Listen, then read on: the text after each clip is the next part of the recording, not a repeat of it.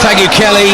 An enormous footballing occasion for Japan in particular. They first qualified for the World Cup back in 1998. They've made every one since then. They have been in the last 16 3 times before, including 4 years ago in Russia. They've never quite been able to take that next step to make it through to the quarterfinals.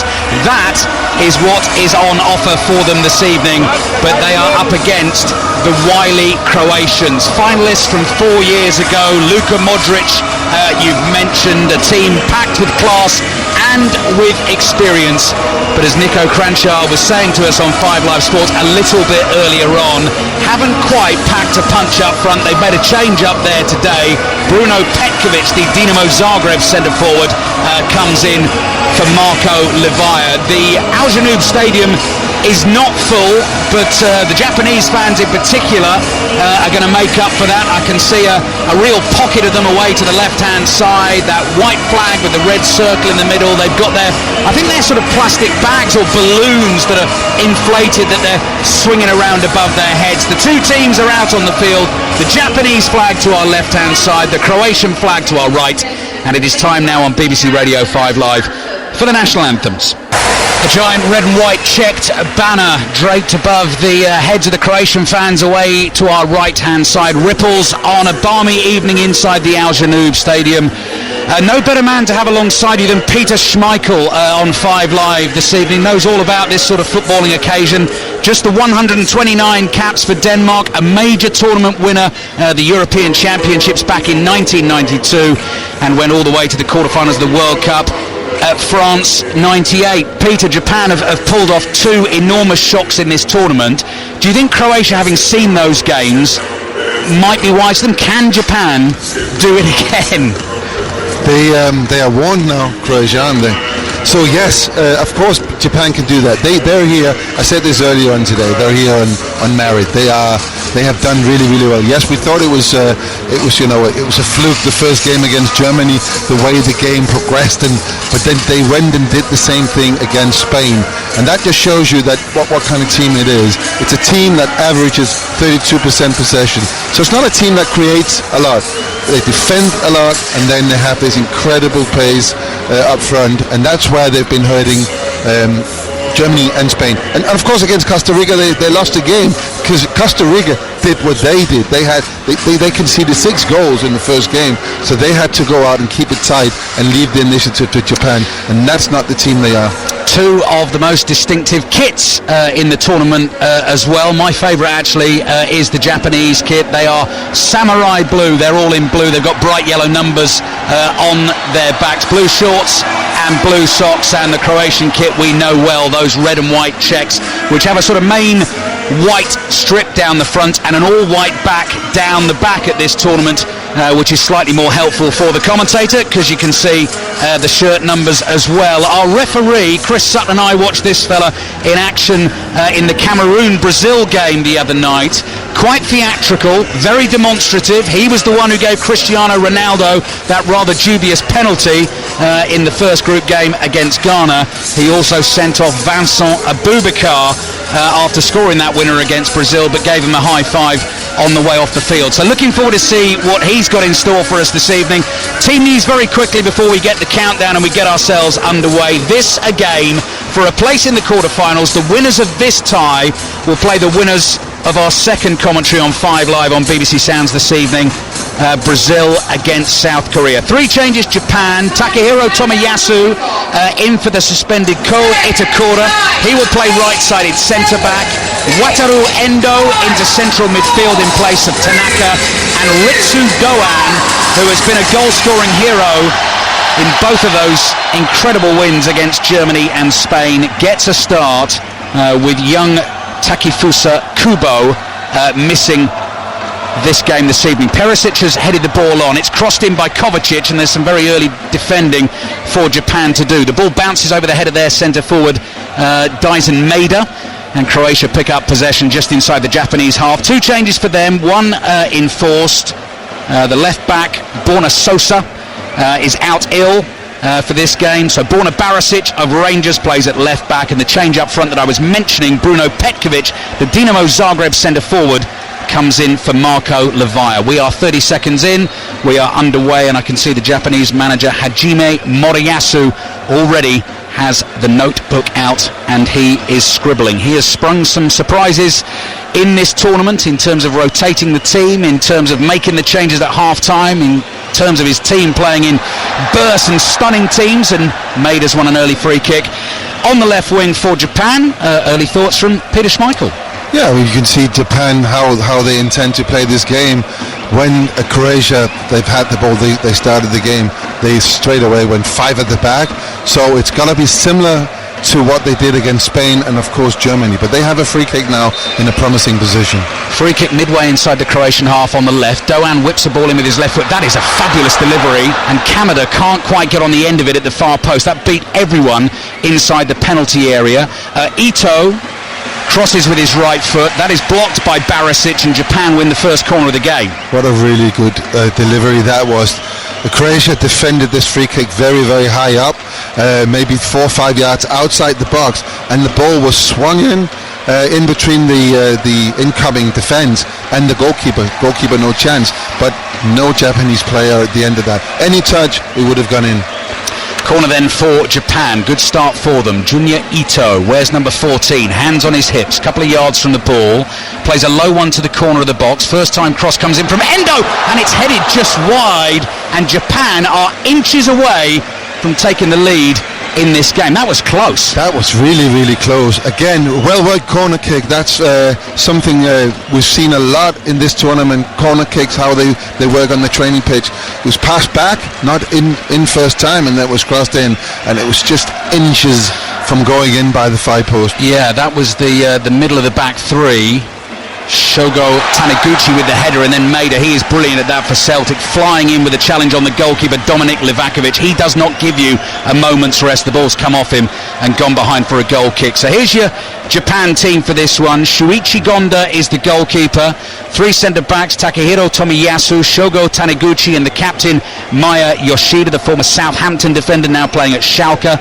Junya Ito, the right wing-back. Yuto Nagatomo making a 15th World Cup appearance for Japan this evening. He's the left wing-back. Wataru Endo, Hidemasa Morita of Sporting in central midfield, Doan Kamada, and Maeda up front. Japan have got to watch out for this little fella. Luka Modric tries a low ball into their penalty area. It's blocked and it goes out for a throw into Croatia. Yeah, Japan, they've started really well. There's a lot of energy in what they're doing. They are putting pressure on Croatia right from the goalkeeper. We saw that goalkeeper was tackled. He went out for a goal kick, and they're just trying to frustrate the Croatian players, who hasn't settled down yet. Bright moon shining above the stadium, throwing into the Japanese penalty area. Perisic tried to get the flick on. The ball is cleared and Lovren is able to collect it. Plays it across to the 20-year-old Josko Gvardiol of RB Leipzig. We're having a good chat about him ahead of this game. One of the most impressive young performers at this tournament. Kramaric battling for the ball on the edge of the Japan penalty area. Japan managed to clear into the Croatian half, and there is Gvardiol. So Croatia have Livakovic in goals. Latko Dalic hasn't liked to tinker too much during this tournament. Josip Juranovic of Celtic at right back. Borna Barisic of Rangers at left back. Dejan Lovren and Josko Gvardiol, the 2 centre-backs. Modric, Brozovic and Kovacic trips off the tongue. Kramaric, Perisic and Bruno Petkovic is the centre-forward who's not scored in his last 16 internationals for Croatia, but they're looking for a little bit more firepower up front. But 4 past Canada, weren't able to score against Morocco or Belgium. Plenty of Croatian possession, we expected that. We're 4.5 minutes in on BBC Radio 5 Live. Peter Schmeichel for company. In this last 16 tie, Japan against Croatia. Japan chasing, working hard, forcing Croatia back into their own half. Here's Lovren in his orange boots across to Gvardiol, under pressure from Doan, but easily worked out to the left-hand side. And Barisic is able to make a few yards inside left channel. Modric runs into a little bit of space. 4 blue shirts suddenly swarm around him. Chance for Yoshida to clear. Down by the byline. Clearance takes a slight deflection. Here's Modric, 30 yards from goal. Kovacic ahead of him, just left the ball behind him. Japan will try and bring it out with Doan down the right-hand side. Croatia win it back. Yeah, this is what Croatia, they have to do. they have to keep the ball. They have to make spaces for each other and just pass it around first time. Because as we can see here from the first 5 minutes, Japan, their intent to put pressure on every area of the pitch. And they're doing it quite well, but the few moments where Croatia's actually passed the ball around, they've created space for each other. Trying to do that now with little Juranovic, Celtic's Juranovic on the right-hand side, plays the ball wide. Here's Modric in that inside right channel, loses out in the 50-50. Japan will try and counter. Ball is swung quickly across field to Junya Ito. Support on the outside from Doan. He tried to play a ball infield towards Maeda. It was blocked and it goes out for a Japan throw on the right. We're all looking at Luka Modric to do something, to show himself for what we know he can do. But he's had the ball 3 times in this game so far, and he's lost the ball every 3 times. But what was really good to see here was he lost the ball near the Japanese penalty box, and he sprinted back to defend. 37 years of age, he's still got that bit.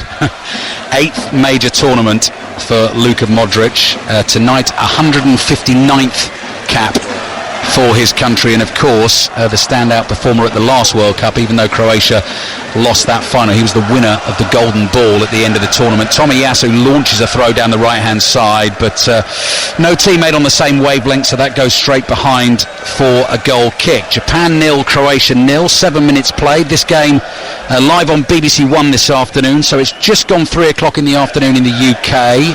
If you're at work, then BBC Sounds app, a very good way to go if you can sneak it on the desk, plug the headphones in and have a listen to us. If you can get the pictures as well on BBC One via the iPlayer, if you look for World Cup Extra and you want our commentary with the TV pictures, you can get it. Perisic onto a loose ball inside the Japanese penalty area, tight angle, blocked by Gondo. The ball's bouncing loose on the edge of the 6-yard box. Japan get enough bodies in the way and they escape. Important save from Gonda from the Perisic shot. It was Tomiyasu who initially gave the ball away. Yeah, it all came from a goal kick. Likavic, he kicked it up, and it was a mistake by Tomiyasu. He was trying to pass it back to his goalkeeper, but it was a really, really bad touch.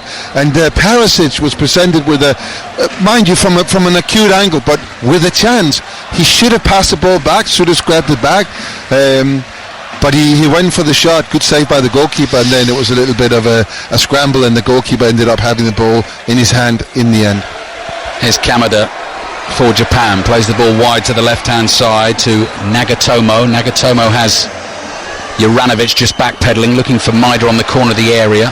The pass is not good enough, goes straight through to Livakovic. Peter was mentioning the save that Shuichi Gonda made in the win against Germany. I think Japan were leading. Were they leading at the time? No, they were 1 down, weren't they, Peter? Yeah, and they would have gone 2 down. That's up, right. And they were pushing, and they were hitting the post, and then he made 4 saves in 1 move, which for me has changed the fortunes of Japan. From that moment on, the whole game changed, the dynamics changed, and of course 5 minutes later they're 1-1, and then we all knew they scored again. 9 minutes gone first half, so first chance goes to Croatia. Ivan Perisic is on the run again. That ball over the top of the Japanese defence. Can't catch it, he stops his run and it bounces into the arms of the goalkeeper. Perisic, in terms of individual milestones, had he been able to stick that ball away, is on 9 goals in major tournaments for his country. That is level with the great Davor Schuker, who won the Golden Boot at France 98. 6 of his came in the World Cup. 5 of Perisic's have come in the World Cup, but he's got 4 in the Euros as well. So when he scores another one, if he scores another one, he becomes his country's record scorer in major tournaments. Ball back with Croatia's goalkeeper. Dominik Livakovic is all in green. Peter Schmeichel? Yeah, that's an interesting duel, by the way. Tomiyasu up against Perisic. Arsenal against Tottenham. And so far, the Tottenham player has got the better. I wonder what that's going to do to Tomiyasu's confidence, having made a mistake like that so early in the game. And of course it was saved by the goalkeeper. But is he going to be nervous? He's not played so much in this World Cup. Yeah, two substitute appearances so far. Good point. This is his first start, and he very nearly cost Japan early on. Ball is out for a Japan throw, halfway line on the left-hand side. Talking Arsenal fans, there was one who approached Peter in the media cafe ahead of the game and said, very nice to meet you, Peter, but I've never forgiven you for saving Dennis Bergkamp's penalty in the FA Cup semi-final in 1999. Now, if you had a penny, Peter, for every Arsenal fan that had ever said that to you, you'd be a very rich man. Yes. Great save, it's one of them, isn't it? But you know what? I go back to that game, and I know we can't talk too much about, but that is, of all the games I've played in my life, those two semi-finals are the most interesting ones. Really? Header away on the edge of the Japanese penalty area from Taniguchi. Now, he went close to scoring at the start of this game. Japan try and bring the ball out with Morita, who plays his club football for Sporting in Portugal. Modric nearly threads one through for Kovacic. The ball comes back to Modric. Bouncing ball, he just cushions a pass out to the left. Barisic is going to swing an early cross into the box. Perisic somehow manages to control. Overhead kicks a pass towards Modric on the edge of the box. Now this is where Japan will try and counter quickly from inside their own half. Played to the right to Junya Ito. Ito back to Tomiyasu. Tomiyasu makes a sure touch there, a crisp pass. That'll make him feel a little bit better. Across to his skipper, Yoshida. Now Taniguchi. Taniguchi drives the diagonal ball out to the right-hand side. Here's Ito. Nice first touch, right on the halfway line, wide on the right under the nose of his manager. And Tomiyasu into Endo, then Maeda comes deep with a little layoff. Doan sweeps the pass out low to his right-hand side. Ito, good ball, Maeda nearly on the end of it. And it's cleared behind by Juranovic, who got clattered as he made the challenge. Is it going to be a corner, or is it going to be a free kick for the challenge on Juranovic? It might be. We don't know what this referee is thinking. He's the guy who gave Ronaldo that awarded Ronaldo that penalty that never was. So we don't know with this guy. I'm actually amazed that he's still in this World Cup. But there you go. But that was really a fantastic cross. It was low in between defenders and goalkeeper, and two Japanese players. He was stretching for it. Both of them missed it. I don't know what he's done here. I think he's given a free kick. He has, I think. Well, unless it was goal kick, unless the last touch came off Nagatomo, who was attacking it on the left-hand side. I'm not sure, but... No, we're not sure about this. No. 12 and a half minutes gone. First half, Japan-Croatia. First of two commentaries in the last 16 on 5 Live and BBC Sounds this afternoon. Brazil against South Korea to follow. Tomiyasu knocked off the ball by Perisic. So Tottenham beats Arsenal again in that challenge. Here's Modric. Crosses the halfway line. Plays wide to his right-hand side.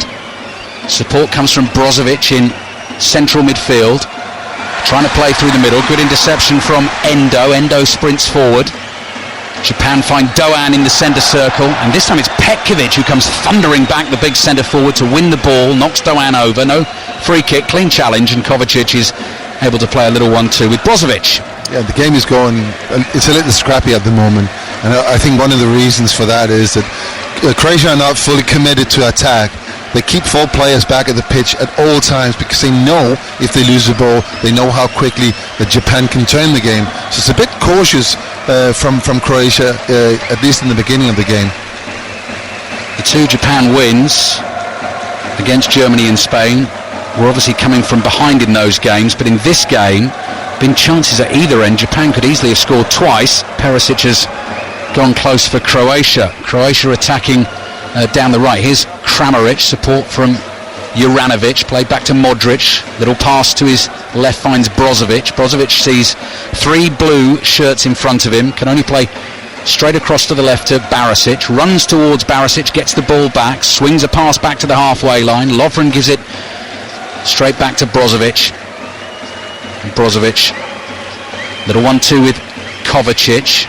Japanese players lurking. Maeda starts to put the pressure on. Gvardiol plays it forward. Now Kovacic sees an opportunity to open it up to the right-hand side. Nagatomo leaps, heads the ball away, and Modric plays it back into his own half.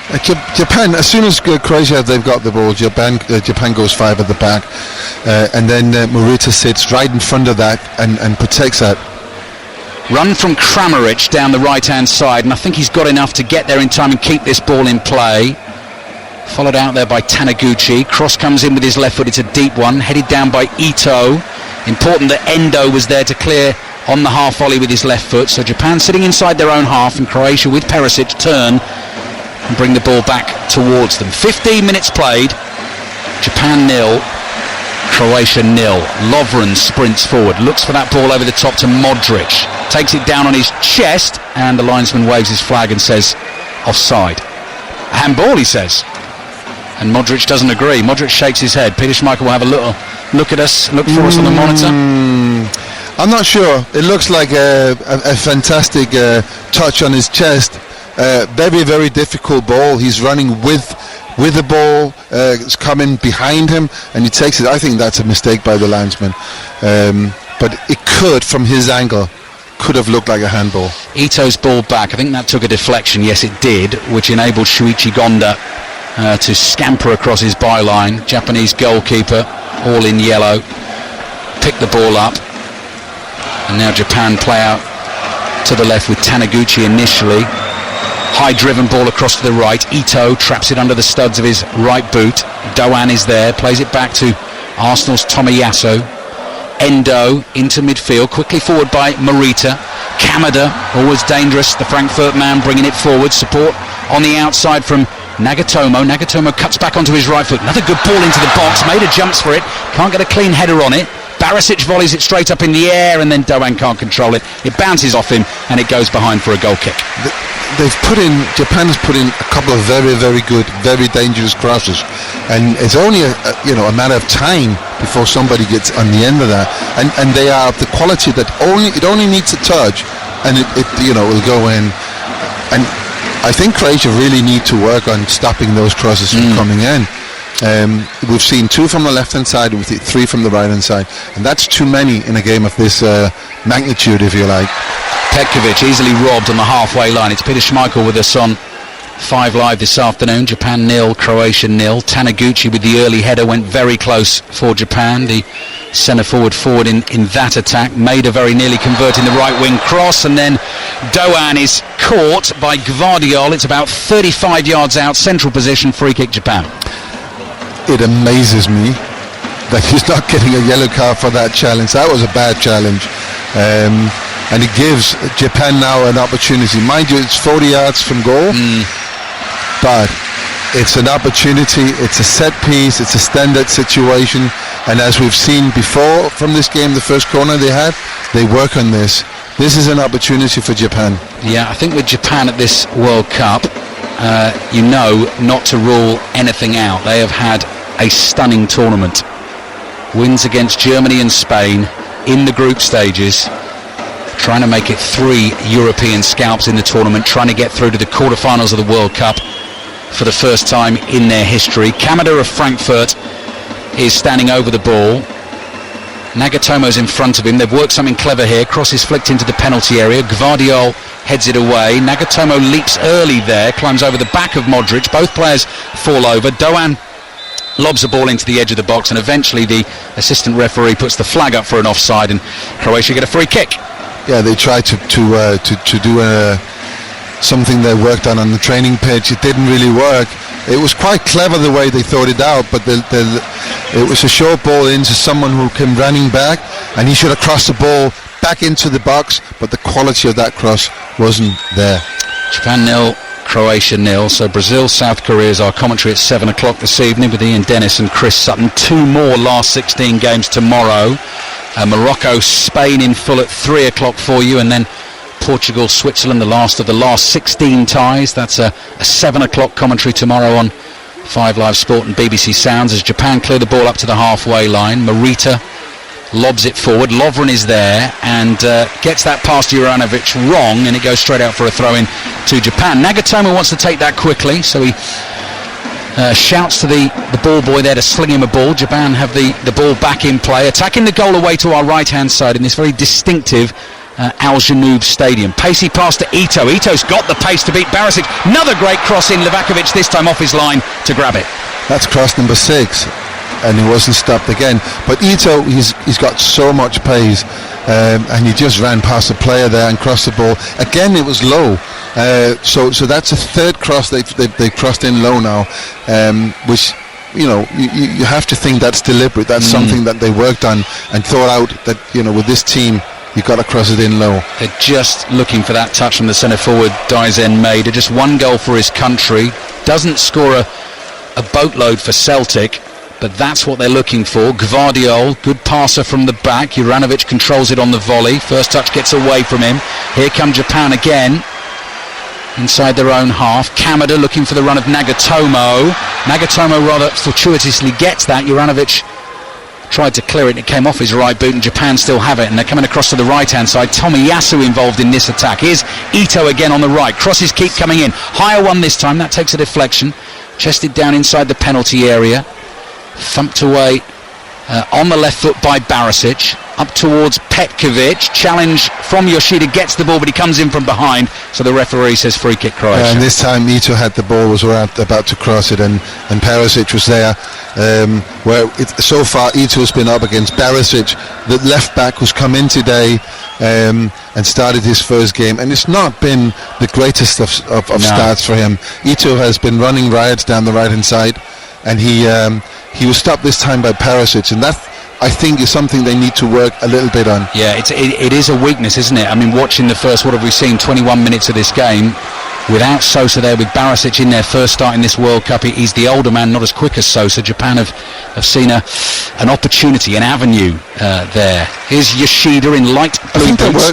They're working on both fullbacks. The fullbacks has not been able to stop the crosses from coming in, and they both look a little bit slow compared to the Japanese players. Japan seeing quite a lot of the ball in this first half. The rhythmic drumbeat from the Japanese fans away to our left has stopped.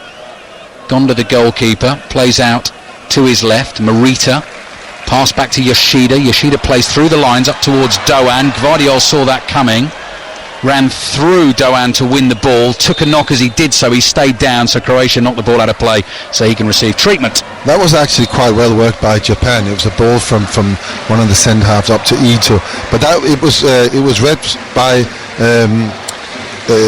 Guardiola, and we see why people are raving about him as the future big defender that every big club in the world would be looking at. It was a good spot. He hurt himself, but he's up now. But that's what they need to do. They've not.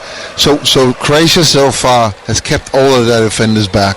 They've not come up and stopped those crosses.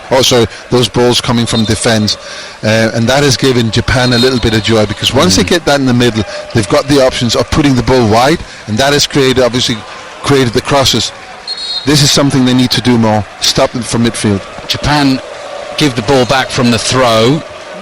In fact, Croatia have a free kick 10-15 yards inside the Japan half. Quite sure why that. I mean, amazing. He didn't give it. Perisic puts a ball out. Yeah. He didn't give a free kick. That's strange. What's going on? Yeah, he's got different rules to what we know. Referees now bringing them back, because where Doan accidentally caught Gvardiol was nowhere near where this free kick's being taken from anyway. So slightly confusing. Japan thought they were going to give the ball back to Croatia. Now they've got a set piece to defend, although this free kick is coming from deep, because it's only 10 yards inside the Japan half. Japan 0, Croatia 0. Modric just tucks the hair behind the ears, whips it in with his right foot, dive header away, and then a strike from Gvardiol from the edge of the box, gets underneath it. He very nearly puts it up in the second tier of this Al Janoub Stadium goal kick for Japan. Yeah, he was up there to be at the end of that free kick, and it turned out the ball didn't go his way, but it came to his left foot, and he was totally out of balance, and I don't think that ball's come down yet. Won't surprise you to learn Gvardiol's nickname is Little Pep.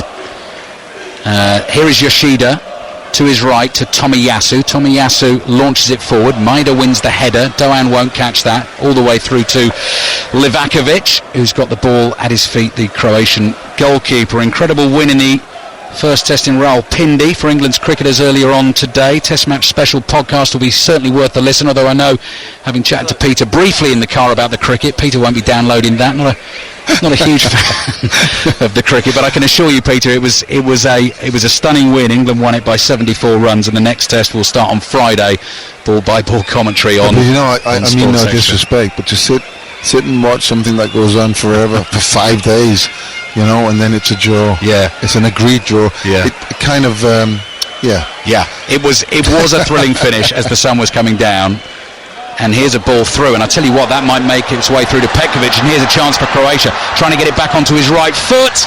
Can't find Perisic. Croatia waste the chance, which almost came out of nothing. Straight ball down the middle of the pitch. Japan was snoozing, Petkovic was in, and Croatia, they did stick 4 past Canada in this tournament, but again, that just sort of shows you that the lack of that sort of clinical finish. Yeah, I've been talking about wasting opportunities there. First of all, he looks a little bit slow, and I can understand.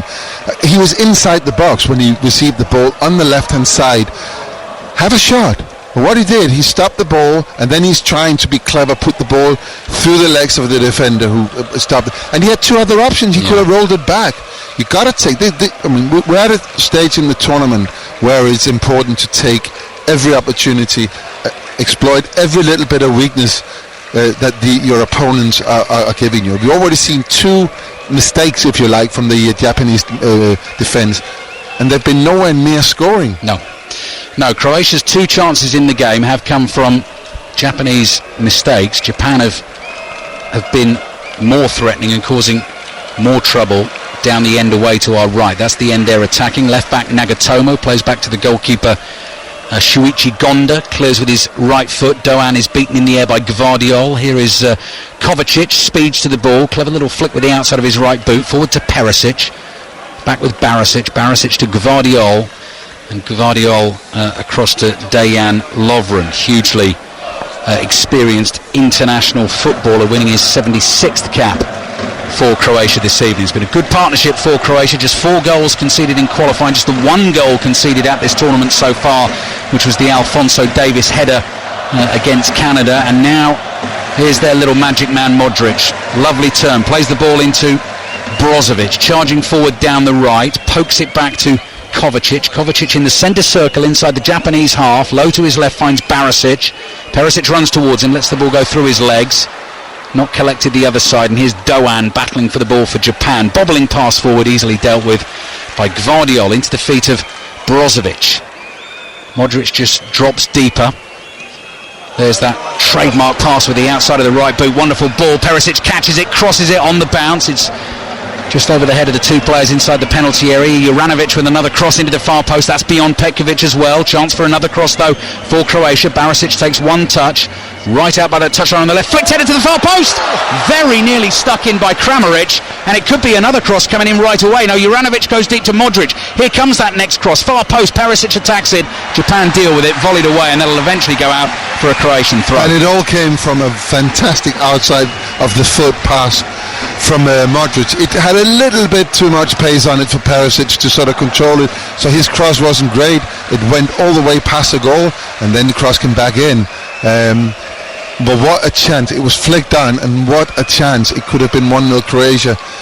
He's the master, isn't he, Peter, this fella Modric, of that pass in particular, that outside of the boot. He's been very quiet, I think, all the way throughout this World Cup. He's been very quiet, and all in this game as well. But when he's on the ball, something happens. Petkovic, the centre forward, has it on the left. Yoshida is backing off, plays back to Perisic. Perisic takes a touch. Doan is back there helping out for Japan. Croatia take it back down the left-hand touchline. Brozovic looking for the run of Modric. Tomiyasu has it covered, heads it away. And Croatia will let that ball run out of play for a throw-in. So 28 minutes gone in the first half, and we are still goalless. Japan 0, Croatia 0, but there have certainly been chances for both teams in this last 16 tie.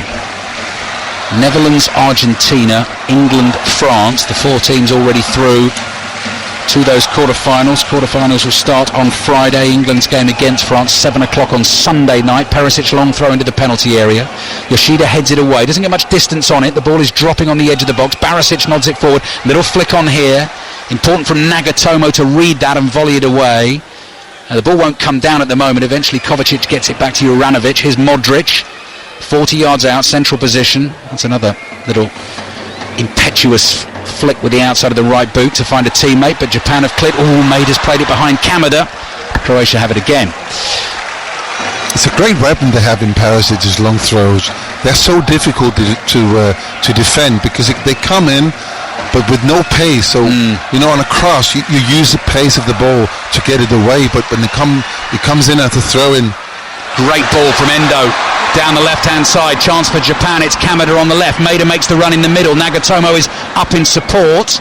Kamada was caught. He's down hurt. Attack continues. Could be another cross coming into the Croatian penalty area. Nagatomo sort of runs into a dead end there and then flicks a ball hopefully into space on the diagonal, but Livakovic off his line. And Kamada's appealing and saying, well, shouldn't we have had a free kick to our referee, Ismail El Faf? Yeah, he stayed down as well as if he was hurt, and that was kind of the problem, that he was not there as a station, so they lost the ball. Lovren did quite well. He's been a little bit exposed there on the right hand side, because the right back Juranovic is I don't think he's having a particularly good game. He's kind of in between positions. Don't know how to deal with the way that the Japanese players are playing at the moment. Familiar voice of Peter Schmeichel with us on 5 Live Sport. If you're on the move, take the World Cup with you, available via the BBC Sounds app. That's where you'll find the World Cup Daily podcast every single day. The best reaction, debate and analysis to everything that's going on over here in Qatar. Here's Kovacic. Plays it to Brozovic, not the kindest ball back, but Kovacic's touch was sure and speedy, and now Modric. So the midfield three all within about 10 yards of each other. Modric almost lost it there to Kamada for a second, but here are Croatia building again. Kovacic on the ball, turned around the corner by Perisic. Yoshida reads it, puts a right foot on it, clears it. Lovren heads it down the right hand side. Better touch from Juranovic there, but decides to turn back and come back to Modric. Modric leans into that pass and plays it to Perisic. Perisic now over on the right-hand side, just for the time being with this attack. Kovacic plays to Brozovic, across to Modric, about 7 yards inside the Japanese half, stops for a second, assesses the field of play, goes low to his right to Juranovic, and now Perisic pops up wide on the right, can't get the pass back to Juranovic, and Japan are able to play out. 14 minutes remaining in the first half. Japan 0, Croatia 0. And it's not really a great game, to be honest. It's very much a game in the last 6, and the first knockout game. It's very cautious. No one's committing players going forward. We've had the excitement of the crosses that Japan's put in, and then the chance, of course, that Croatia had just before. But apart from that, it's very much just passing the ball around at the moment. Japan's got it in their own half. They're not going anywhere, just passing it between two players and slowly progressing. Said it before the game. Croatia's 3 knockout games 4 years ago in Russia all went to extra time. Won 2 of them on penalties. One of those against Peter's Denmark. Quarterfinals, they beat Russia on penalties, then beat England after extra time in the semi-final. So they're a team that are well used to going the distance. Here's Morita. Not much pace on that pass to get it out to Nagatomo on the left-hand side. Doan's just made a little run into the edge of the box, but Japan come back into central midfield. That's Endo. Now across by the centre-back Taniguchi to Tomiyasu. And here's Ito. Back to Tomiyasu again. Left-footed pass into midfield. Morita just able to hold on to that. Move loses a little bit of momentum. Curling pass over the top looks good. Doan tries to chest it down, does so, gives it to Kamada. Kamada dances his way past a right leg of Modric that was stuck out hopefully to try and win the ball. Here's Taniguchi. Endo across to Morita. About 10 yards inside the Croatian half. Croatians lined up, defensive organisation in front of Japan. They're just passing it around in front of Croatia at the moment. Now Endo looking to do something a little more purposeful. Gets the ball almost on the edge of the box. Maeda tried to lay it off to him. Couldn't quite find him. Juranovic is able to clear with his right foot. Oh, that touch by Maeda there. He didn't know how free he was. He should have not have touched it, just let it run past him, and he would have had a clear shot. But he's trying to pass it back. I'm just looking at Lovren. He's played all right, but as I said before, he's a little bit exposed. It's like he don't know where to be. That movement, that little bit of movement that Japan is doing, he's kind of in between all the time. And I don't know what their tactics has been here and how they prepared themselves, but it looks like him and Guardiola, they're not in sync. This is Guardiola on the ball. Kovacic Turns a pass around the corner to Brozovic, intercepted by Japan. Chance to come on the counter. Doan is chased back by Barisic. Turns inside Barisic, brings it in from the right, looking for that pass to Kamada. Chests it down on the edge of the box. Gvardiol is strong. Wins the header. Lovren, his centre-back partner, is there. Tomiyasu reads the clearance, chests it down. Morita tries to bring it forward. Good challenge on him by Kovacic, and suddenly Gvardiol is striding forward from defence. Pings the pass hard at Kramaric, can't control it. Japan have it. Yeah, that was an opportunity wasted there. Gvardiol got the ball, pacey, running forward, and he absolutely didn't ping. He smashed the ball to Kramaric, who I thought was running the wrong way. He should have opened up instead. He was running towards him, but that was an opportunity to counter Japan. 10 minutes remaining in the first half. Stadium definitely fuller than it was at the start of the game. Feels almost packed now inside the Al Janoub here. Still Japan 0, Croatia 0, and we're still waiting. There have been chances, as Peter Schmeichel's been saying, good chances as well, but in terms of a sort of free-flowing game of football, we're not quite seeing that. I won't say there were chances, there were opportunities that could have been dealt with better, you know. Right. The crosses that Japan's put in, the strikers were still a little bit off. There weren't, no one was sort of clear-cut chances, or ended up in clear-cut chances. I think, you know, the gift that Perisic had from Tomiyasu early on, that was a chance. And of course that cross that was just saved nearly on the line. Morita's ball 10 minutes ago. Yeah, looking for Doan on the right. Couldn't. Doan jumps in to win it back for Japan quickly. Sweeps a low pass to his left. Nagatomo is there in support. Morita on the turn. Finds Endo. Endo about 45 yards from the Croatian goal. In the inside right channel. Ito misplaces his pass. Kovacic intercepts. Ito tries to make amends, but can't win it back. Ball bounces loose. Little flick from Doan is nice to Kamada. Kamada looks for support. Ito's got speed. Thinks about going on the outside. Dummies Kovacic, turns away from him. Tomiyasu here to Endo. Across to Morita. And Morita, just with the outside of his right foot, prompts Nagatomo to make a run. Nagatomo decides against the cross. Maida's just walking into position at the moment in that Croatian penalty area. Japan come back to the halfway line. 8 minutes remaining in the first half. 5 live. And BBC Sounds, Japan 0, Croatia 0 in this last 16 tie at the World Cup, which of course, being knockout football, could mean extra time for the first time at this World Cup, could mean penalties as well. Here's Morita. 15 yards inside the Croatian half in a central position, walking pace again to Taniguchi, rolls it forward to Kamada. Kamada wide to Nagatomo. Noise levels go up as Nagatomo gets on the ball. Little step over to try and dummy Juranovic, then swings a high cross in, but he's not got it right and it's gone straight behind for a goal kick to Croatia. Peter Schmeichel. First bad cross from Japan today.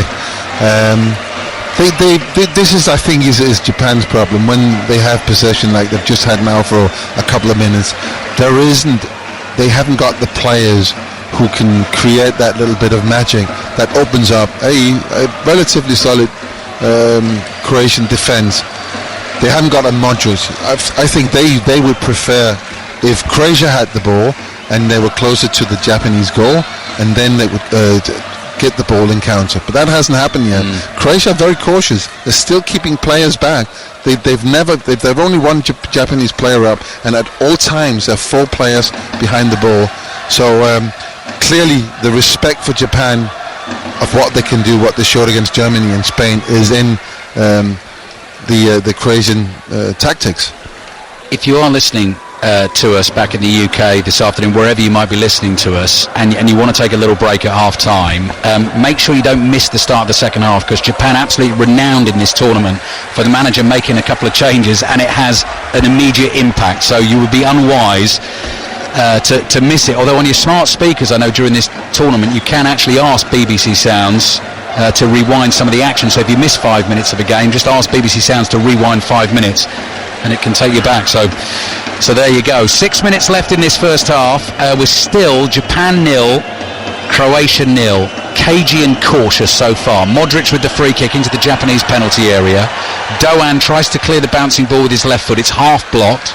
This might run to Ito, who's popped up on the left-hand side. He's got pace. Maida ahead of him through the middle. Ito gets his head up, looks for the run of Maida. That's a good run as well. Juranovic with him into the penalty area. 3 blue shirts in support behind him. Cross comes in from that left-hand side, half cleared. Maida will chase that loose ball. So will Morita, and Morita gets there first. He's right out by the corner flag on the left. Does so well to get it to Maida. Maida keeps his feet as well. Under pressure from Modric. Plays it back to Endo. Endo working it onto his left foot. Slides it through. Kamada. Right-footed shot over the bar.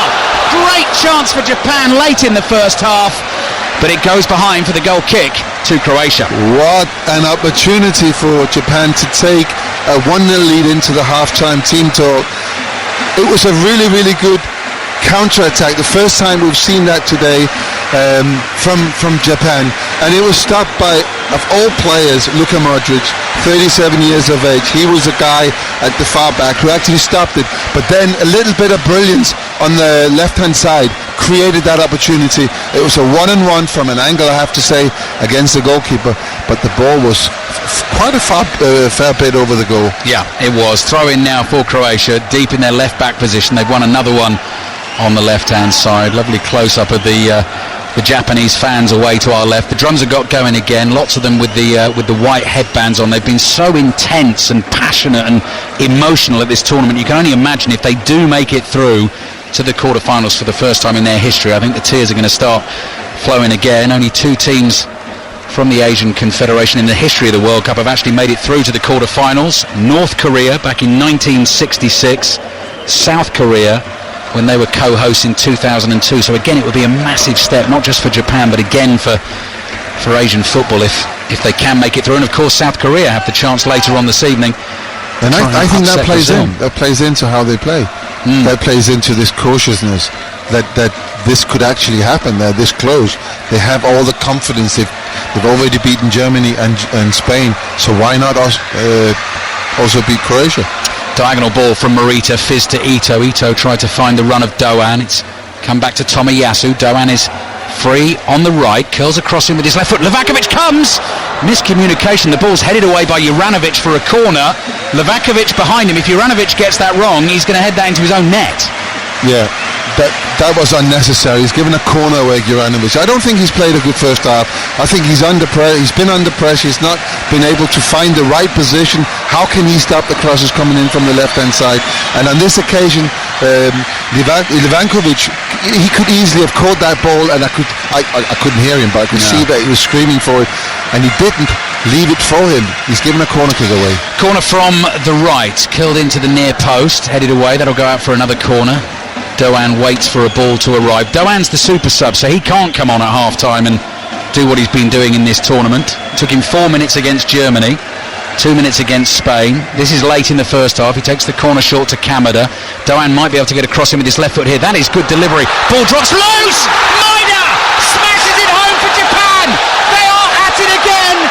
They've beaten Germany, they've beaten Spain, and now they take the lead against Croatia in the last 16.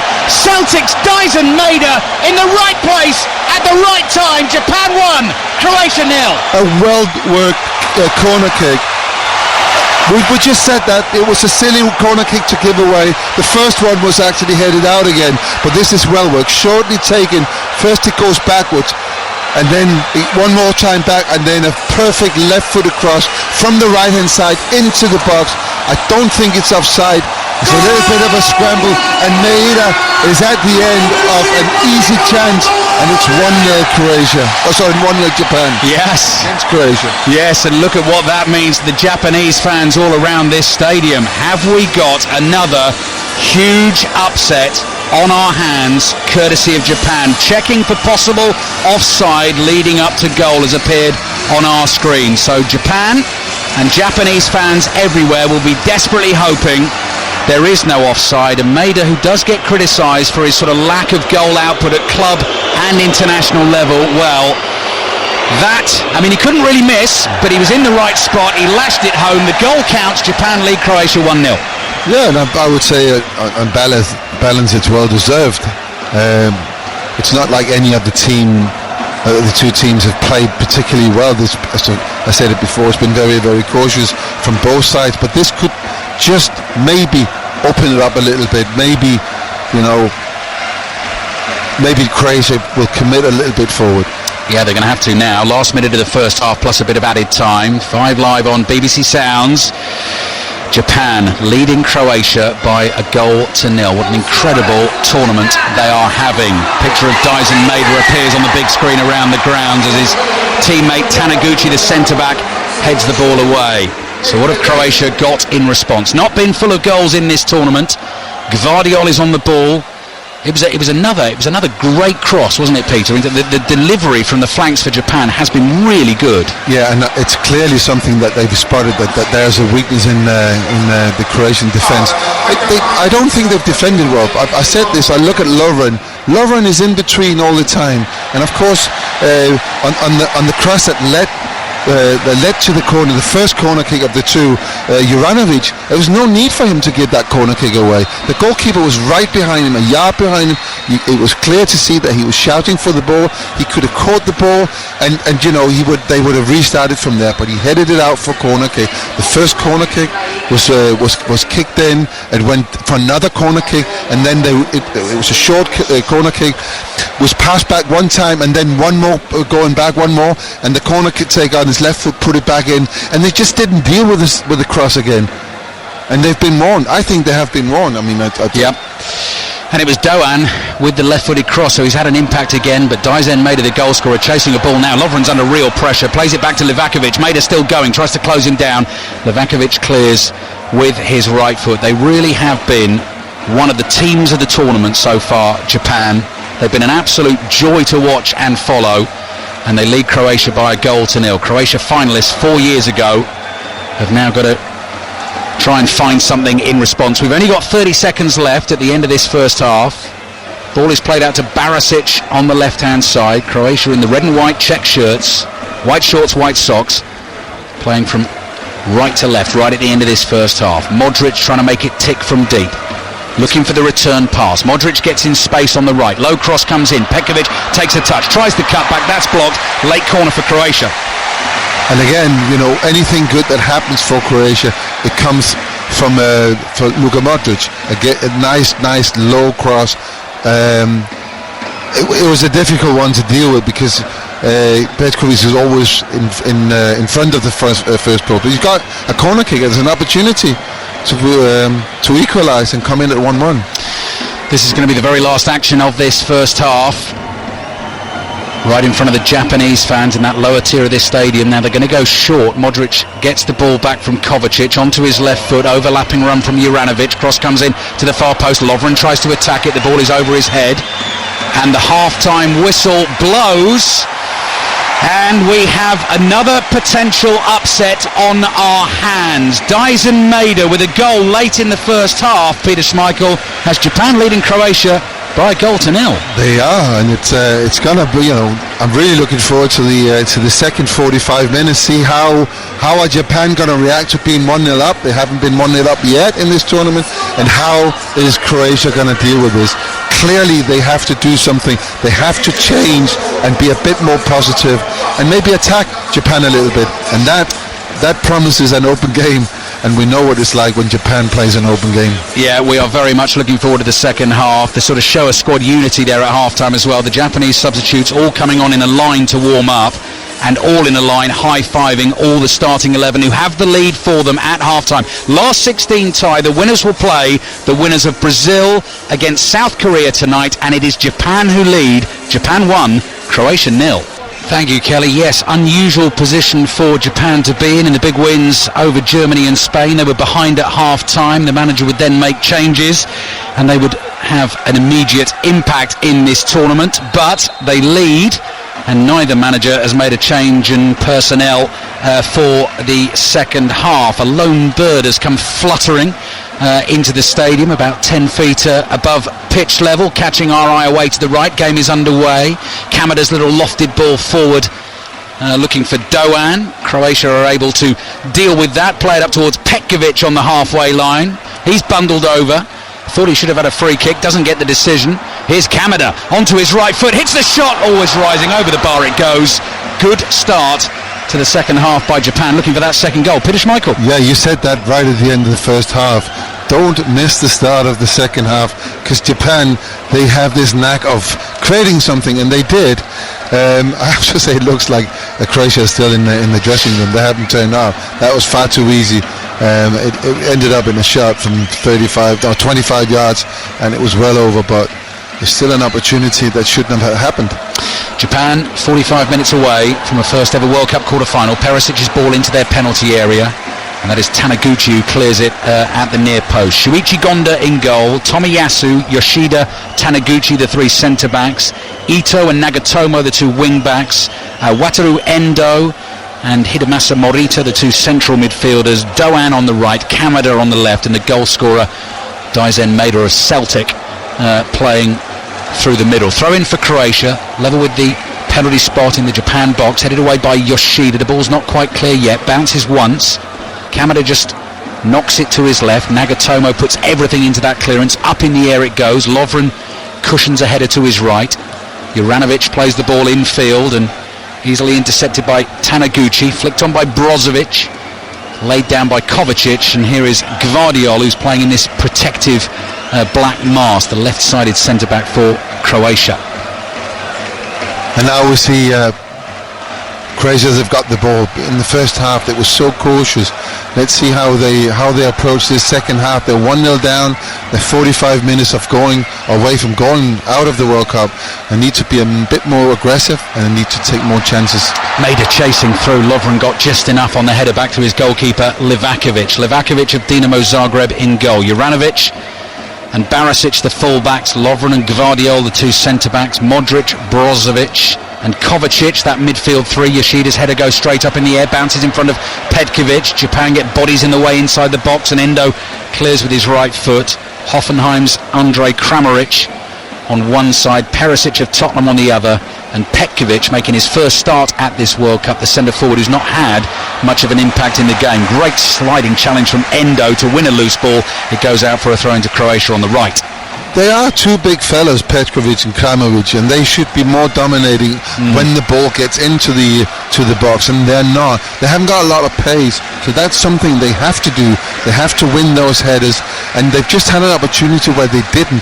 Now we see a long throw into the box again from Croatia. Flatter trajectory on that one. Volleyed attempt from Kovacic. He's looping wide of the Japanese goal. Bounces behind. Gonda had it covered. That will be a goal kick for Japan. 3 minutes gone in the second half. Japan leading Croatia 1-0. And what's been really clear in this game, 45 minutes, we see that now in the beginning here, is that Japan has got much more pace in every position all over the pitch. So for Croatia needs to find answers. So one of them is the physical bit.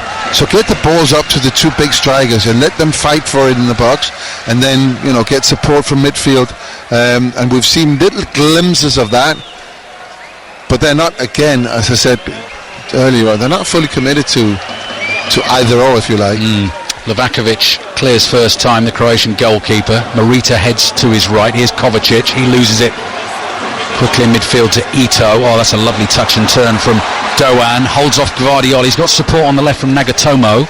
Gvardiol backs off.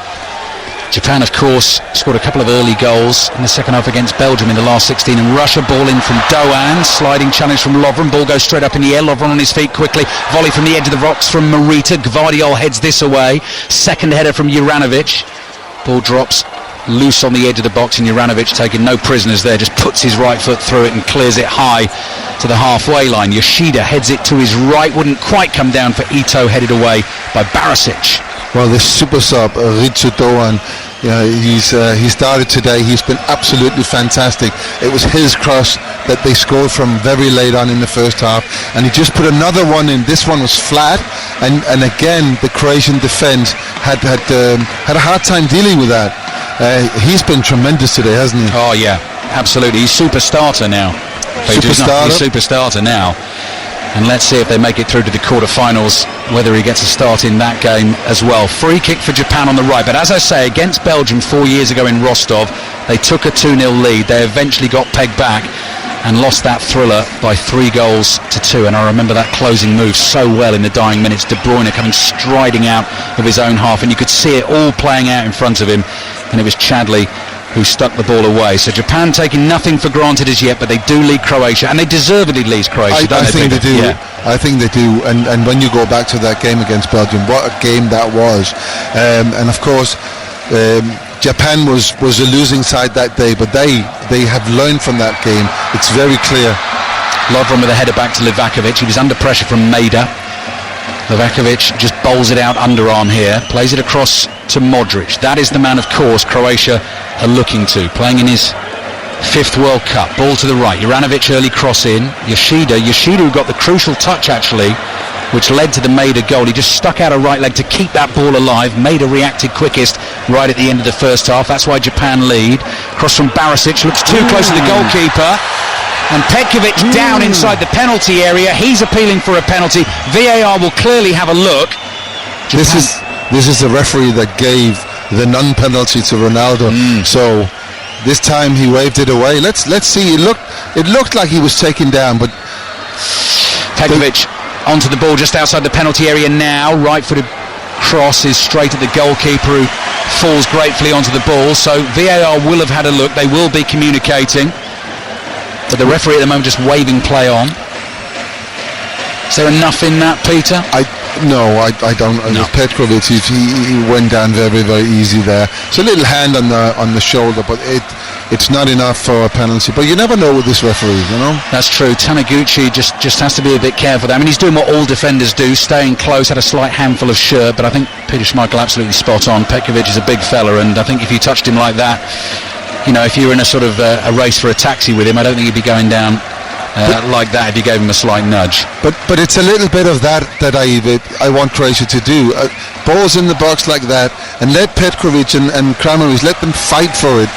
You just don't know.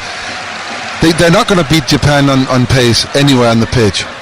Petkovic layoff, doesn't find Kramaric. Here's Morita.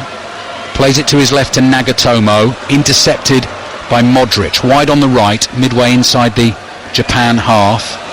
Plays it to Petkovic. Left-footed cross is beyond Kovacic. Couldn't do anything with that. And Junior Ito is interested here, and he's eating up the ground on the right-hand side. He's definitely got the beating of Barisic if he wants to go that way. Turns inside in, stops for a second, and plays the ball back to Doan. Into midfield it comes to Endo. Endo is looking for options. Lovely curling ball out to the right. Ito's cross, half deflected. Maida jumps for it. The ball is headed in the air and behind, and that's a corner for Japan. It's a corner kick again, and here's the big difference between the Japanese team and the Croatian team.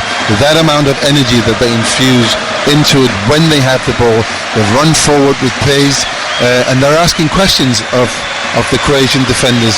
And this time they won a corner kick, and 3 minutes from the end of the first half, they score from a corner kick. Same side. That's a good point. Junior Ito, who plays on that right-hand side, plays in Ligue 1 for Reims.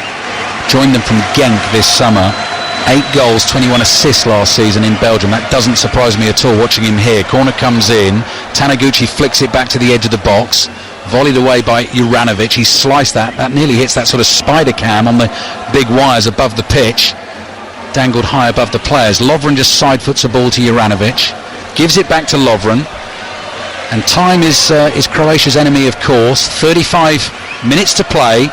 And at the moment they're heading out of this World Cup to Japan, who lead Croatia by a goal to nil. Modric with his left foot. Low pass out to Barisic. Uses Modric again. Got that thin. Yeah, and there's no sign. There's nothing that tells you this is going to change. The situation is going to change. Modric got the ball now. He's only just inside his own half, and he comes back and gets the ball every time they have it. And everything is so slow. They need to speed it up. They need to ask better questions of Japan, but they're not. It's easy for Japan at the moment. Kramaric running from right to left has left it for Brozovic. Brozovic side foots a ball out to Juranovic on the right. Lovren wants to speed things up and get across into the box. Header from Perisic. Wow! What an incredible header that's gone flying past Gonda and ended up in the back of the net. He had so much to do from that cross from Lovren on the right, but he's planted into the bottom corner. He is now Croatia's record goal scorer in major tournaments, and he won't have scored many better than that. That's Japan 1, Croatia 1. And I won't say it's well deserved, but we've been calling for them to do exactly that. Get the ball in there, let them fight for it. Dejan Lovren gets the ball. It's kind of like he's 40 yards back. He's a bit tired of this playing the ball to and from. So he puts a very, very good cross into the ball. At the end of it is Perisic. He heads it across goal down to the bottom corner. No chance for Gonda. What a great goal, and it came out of absolutely nothing. What a header from Ivan Perisic. Pace and placement as well. Met it with real purpose. Gonda throwing himself to his left. Couldn't get there. And out of nowhere, really, Croatia are back in the game. So many quality balls from Japan into the Croatian penalty area. Finally, a really good one into Japan's box, and that is some header, Peter. It was just funny to see when Lovren got the ball. He's looking around thinking, no, I'm not having this anymore. And he crossed the ball. I mean, not a lot of players would have crossed the ball from there. But he crossed the ball in, and the result is they've scored. And this is what I've been saying. They should be doing more of that. Ask questions of this defence. They haven't done that. They've actually played into the hands of the Japanese defence because they've got more pace. They're quicker on the ball. Doan finds Kamada 30 yards from goal in a central position. Really interesting game now. Croatia with the equaliser, and that has come just 11 minutes into the second half. Nagatomo with a high swinging cross into the Croatian penalty area. Slight mix up there between a couple of the defenders. Endo on his right foot fancies a shot. Curling effort. Livakovic tips it over the bar. That'll be a corner. Have a shot. Why not? 30 yards out. It wasn't the best of shot. Let's see. It might just take a little. Yeah, it takes a little bit of a deflection off. Was it Brozovic? Took a little deflection. It's good save by the goalkeeper. And now Japan, after being pegged back to 1-1, having a corner kick from the same side, they scored from just before half-time. Corner for Japan from the right. Doan delivers with his left foot. Livakovic comes a long way, sticks out a big right paw and gets something on it, pokes it away. Cross from Morita, that takes a deflection. Juranovic should be able to bring this away. Pass to his right to Kovacic. Kovacic just happy to launch that long downfield. Ito will chase it back for Japan and play back to his goalkeeper Gonda. So 13 minutes gone, second half. BBC Radio 5 live at the Al Januba Stadium. Peter Schmeichel alongside. Japan won, Croatia won, and we've got full commentary on Brazil, South Korea to come. And Modric finds Perisic, and Perisic is in the mood, into the box, onto the right foot, can't get the shot away. Might fall for Brozovic, no, just cleared away from him in time by Morita. Yeah, it's interesting now to follow the psychological part of this game. How are Japan going to react to being pegged back? They only had the lead for a short period of time in the game. Yeah. They haven't been in front before, and it's now back to all square. How are they going to react? Are they still going to have all this energy? Are they still going to play with the same mood? Because they've been in good mood, I have to say that. And will the experience of Croatia now take over? 10th goal for Ivan Perisic in major tournaments for Croatia. Some achievement. 6 World Cup goals, takes him level with Davor Šuker as well. Throw in Croatia. Juranovic dummies the long one. Lovren wasn't really looking there. The ball ran away from him under his right boot. Crosses with his left foot instead, headed away by Morita. Modric can't control. Morita, first time clearance on the half volley. The ball is spinning viciously in the air. Lovren heads it away. Doan brings it down on his left thigh. Laid back by Kamada. Just going to wait and see what the Japanese manager, Hajime Moriyasu, has up his sleeve here. They do tend to play in fits and starts and bursts and spurts, do Japan. Now they've been pegged back. Now it's 1-1, and now they're trying to play out of their own half. Endo back to Yoshida. Good delivery from Yoshida. First time ball. Finds Doan in acres of space on the right-hand side. Kamada drops alongside him, receives the pass, turns, plays it to his left, and here's Morita. Nagatomo comes speeding up on the left, easily recognisable with the rust-red hair. Right-footed cross comes into the box, headed away by Lovren, controlled here by Endo. Might fancy the hit here, he's overrun that, but it's going to run to Morita. Not the best shot from him. Back to Endo. Doan trying to turn and shoot with his left foot, easily saved by Livakovic. Well, I have to say, Juranovic is allowing another cross to get into the box, and he should be much closer to Nagatomo, who has put cross after cross in. And the thing is, in these kind of games, you have to concentrate every moment. There's not 1 second in this game where you can sort of let go and think, oh, it's going to be all right. And that's one thing that they haven't done. They haven't concentrated on that part of where Japan has really hurt them today. They haven't stopped those crosses. And, to give a player of the quality of those crosses 5-6 yards. You just don't give that, We're so far into the game now. They should have learned. We're an hour into it. They know this is what has hurt them before. So stop it. Japan 1, Croatia 1. Thoughts from Peter Schmeichel on BBC Radio 5 Live, always available via the BBC Sounds app if you're on the move during this World Cup. Crossing from the left-hand side is dealt with by Yoshida on the volley. Doan is fouled, I'm sure, there by Barisic, gets the free kick. And it's Zlatko Dalic, in terms of the sort of game of strategy and tactics from the two managers. He's going to make the first change, and it's an interesting one as well. Petkovic, the centre-forward, who's not had too much of an impact in the game, he comes straight off. Ante Budimir, who's currently playing at Osasuna on loan from Real Mallorca at the age of 31, is thrown into the action for his first appearance at this World Cup, and it looks like he is going to play through the middle for Croatia. So that is the first change. I think that's a right change. I mean, he's not been very good today. He's had absolutely no impact on the game whatsoever. If he had the opportunity, he's not taking it. He's not done anything for Croatia. So let's see if Buda can do a better job. Croatia, the experts really at knockout games at the World Cup, coming into this one, have won 5 out of 7, the only 2 defeats for them, both against France. Semi-finals in 98, final in 2018, went behind today, back to 1-1. Here's Lovren hitting a ball into that Japanese penalty area from range. Yoshida clears. Now, falls to Modric, bounces once, dipping shot, oh, fabulous save!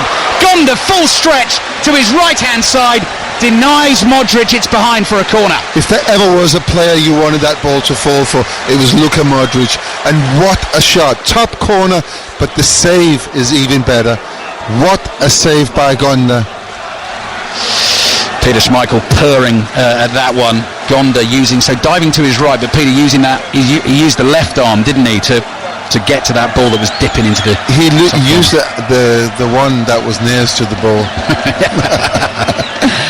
17 minutes gone in the second half. This is a great last 16 tie at the World Cup. Cross comes in from Modric. Oh, that's good delivery, though, beyond everyone. Juranovic sprinting like fury to get to the ball. Can't keep it in. And it goes behind for a goal kick. That was clearly a drill from the training ground as well. And the only thing was, there's a few players who didn't know they were doing exactly that. That would have been an opportunity. We're just watching the save again from Gonda. That was a fantastic shot by Luka Modric. He got the ball. It was in the air. He took it down, and it was a full volley with direction to the top corner, and the goalkeeper came up, saved it, gave a corner kick away, and that led to nothing. So at the moment, Gonda has kept Japan in the game. It's still 1-1. Double change for Japan, and it is an interesting one, as it always is. So Maeda comes off, no surprise, because he just runs and runs and runs and eventually runs out of gas. So Takuma Asano comes on, who scored that brilliant winner against Germany in the group stages. Nagatomo, the left back, comes off, and Karu Mitoma, the brilliant Brighton winger, comes on for Japan. And here is Asano trying to get away from Gvardiol, who's just got enough to block his run towards that ball. Livakovic off his line to collect it for Croatia. So we'll see how Japan rearrange here. It looks like Mitoma as left wing back. So basically Mitoma comes in for Nagatomo and will offer that attacking threat down the left hand side with Kamada ahead of him, and Takuma Asano as the centre forward to replace Maeda. 25 minutes to play. Extra time and penalties is very, very possible. Gvardiol's ball up to the edge of the area. There is Mitoma doing a defensive job, chesting the ball down.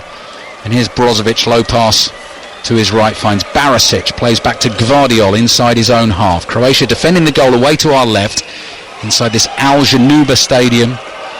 A glorious moon glinting in a dark night sky above us. This stadium actually has a retractable roof, and you can see the curtains all sort of drawn together, were they ever to come over, along those big thick steel wires above our heads. Livakovic with the ball at his feet, edge of the D, drives it downfield with his right foot, headed by Perisic across to his right.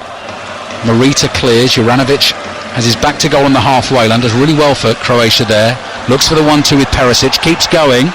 Budimir making a run in the middle, they can't find him. Yoshida clears, weak clearance. Brozovic onto it quickly. Brozovic, little back heel, that's nice. Here's Perisic, left-footed shot, deflected, the ball spins in the air, headed clear but only as far as Barisic. Nice little turn from Kramaric, who's over on the left now for Croatia.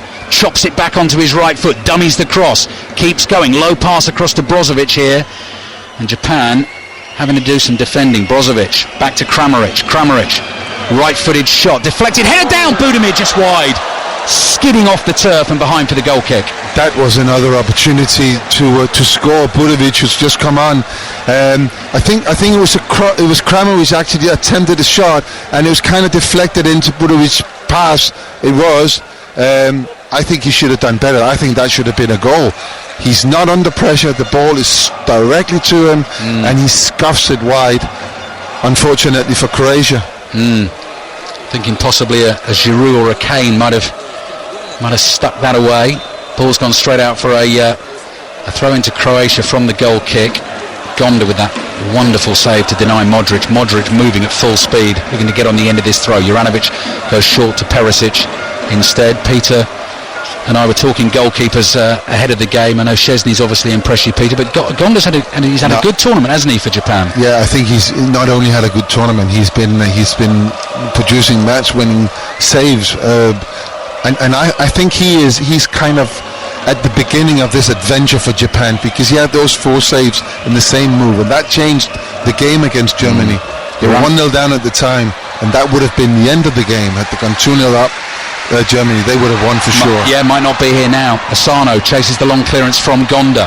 Gvardiol is able to climb above Asano, heads it out for a throw-in to Japan. Could go any way this game at the moment. That's the way it feels. Another change coming for Croatia. Mario Pasalic, formerly of Chelsea, is coming into the action. So Pasalic getting ready to come on. Is it Kramaric who's coming off? Kramaric, it is Kramaric who is coming off. So Pasalic on for Kramaric. Gifted playmaker, Croatia have so many of them, wearing number 15 for them, now an Atalanta player. 4th substitute appearance in the tournament, yet to start a game but has been involved in every single one. We're approaching the last 20 minutes, extra time at the moment does beckon, and potentially the first penalty shootout of Qatar 2022. Japan, in their attempts to reach the quarterfinals, did lose a penalty shootout back in 2010, lost that one 5-3 to Paraguay. Croatia, of course, won those shootouts against Denmark and Russia on their way to the final 4 years ago, as Yoshida wins a header, brought down by Mitoma, trying to dribble out of trouble. He's tackled by Pasalic, throw in Japan. I think with the equalisers, giving Croatia some confidence, and they're now moving further and further forward on the pitch and actually trying to create more opportunities. And I think the balance at the moment is more towards them. But we know with Japan, we know it just only takes a little opportunity, and they've taken them in the games against Germany and Spain. BBC Radio 5 Live and BBC Sounds. Japan 1, Croatia 1. Brazil against South Korea on the way for you. Commentary from 7 o'clock this evening. Doan plays back to the halfway line. Japan in their blue shirts with red and white trim, playing from right to left in the second half. Mitoma now, he does have some great fleet of foot. Takes on Pasalic, beats him, and then knocks the next ball too far. He was trying to just take one more touch to get the cross, and it's gone beyond him. It's gone behind for a goal kick. So Livakovic has the ball in those big black gloves, bounces it twice, puts it on the edge of the 6-yard box. 1-1 in the last 16. Winners to face Brazil or South Korea in the quarter-finals. Zlatko Dalic, the Croatian boss, very engaged at the moment outside the technical area. He can get in real trouble for that, you know. Slowly making his way back into his little box there. Header bounces out of play, throw in Japan. Dalic thought it was a Croatian throw. Japan have already taken it. Morita looking for the 1-2 here. Morita onto the next ball. Free kick Japan. Could have played an advantage there, but they've been able to take that very, very quickly. And Tomiyasu is the one coming driving forward. Not a great pass, Ito. It's beyond him. Throwing Croatia. Not a great pass. They're a little bit rattled at the moment, Japan. They've not really created anything in the last sort of 10 minutes. And this time, it's not like we've seen the substitution have a really, really big effect on the Japanese team, but this time it's not really happened. I really do feel that Croatia are in full control over this now. Okay, Tomiyasu's ball in is beyond Kamada. Juranovic tearing away down the right, just clipped as he went, fouled by Asano. Free kick for Croatia, 20 minutes to play, and Modric on the ball for them. Takes the free kick, casually rolls it to Gvardiol. Brozovic drops between the centre-backs, picks up the running for Croatia inside his own half, wide to Pasalic, who's a tall, powerfully built midfielder. That's poor from Brozovic, giving it away. Morita looking for that through ball to Doan. Gvardiol read it, heads that away. Perisic just nods it down inside the Japanese half, and Japan are able to take control of that. It's Morita who plays to his right, and there's Tomiyasu, and they'll start to build from the back with Taniguchi into the feet of Frankfurt's Kamada. Back to the skipper Yoshida, across to Morita, forward to Doan. First touch and a flick, up to Asano. Asano brings that ball down, rolls it to his right hand side. Doan is waiting for this cross if it comes in from Ito. Low ball again into the near post, read by Lovren and dealt with. Kovacic to Perisic. Oh, that was clever from Perisic on the turn. Didn't even look. Knew Brozovic was going to be there. On to Kovacic. Nice move building from Croatia inside their own half. Pasalic. Ball laid off by Juranovic to the main man Modric. Modric just glides forward 30 yards. Little trick. Works it onto his right foot. Diagonal floated ball headed behind for a Croatian corner. As I said before, the Croatia, I feel like they're in full control of this game. They're defending better now. Yes, the cross came in, but inside the box, they're lining up differently. They have that under control, and then this heel passage of play all the way up to a corner kick given now. I just feel that, you know, the experience of having been here before is kicking in now, and for the last 10-15 minutes, Japan has really created nothing. Yeah. Not even, you know, something that to get the crowd going. Yeah, you can feel Croatia sort of slowly squeezing and strengthening their grip at the moment. Corner. Modric with his right foot, low one into Perisic, tries to lay it back to the edge of the box, easily cut out by Asano. Plays this ball back to Ito, who lofts it high. Juranovic plays a volleyed pass towards Lovren, has to win that challenge. He's lost it to Morita. Lovren goes down and does win the free kick just inside Japan's half. Yeah, that's a mistake by the referee. That was never a free kick to Lovren, and had he not given it, Japan would have had a counter attack, and that's, you can hear that from the crowd here. That was a big mistake by the referee. Japan trying to reach the quarterfinals for the first time in their history. Took the lead in this game just before half-time, if you are just joining us. Brilliant headed equaliser from Ivan Perisic. An absolute bullet of a header that flew past Gonda. Ball into the edge of the box here to Pasalic. Plays it back to the right. Juranovic giving time to get another dangerous ball in. Pasalic flick header, cross goal and easily wide. Goal kick for Japan. But that's what I think Croatia, they've got to do more of. Get crosses in there. Ask the question of the Japanese defenders, and you know, they're literally winning every header in there. This one was one as well. It wasn't in a great position. It went out for a goal kick, but it keeps the Japanese defenders thinking about what they have to do. And now there's another substitution. Yeah, Kamada comes off, who's such an important player for Japan. So if we do go into extra time, they lose him. Hiroki Sakai, who started the first game at right back, has had a bit of a thigh problem, comes into the action. So reorganisation again. Yeah, Ito, look at it. Ito has gone sort of left-sided attacker now, with Sakai going into the right wing-back role. I actually feel that Kamada's been the best Japanese player. That's a weird one. Unless he's carrying an injury or he's completely out of energy, I don't know. But he has been, everything good that's happened's come through him. The pace, is challenging everything. Yeah.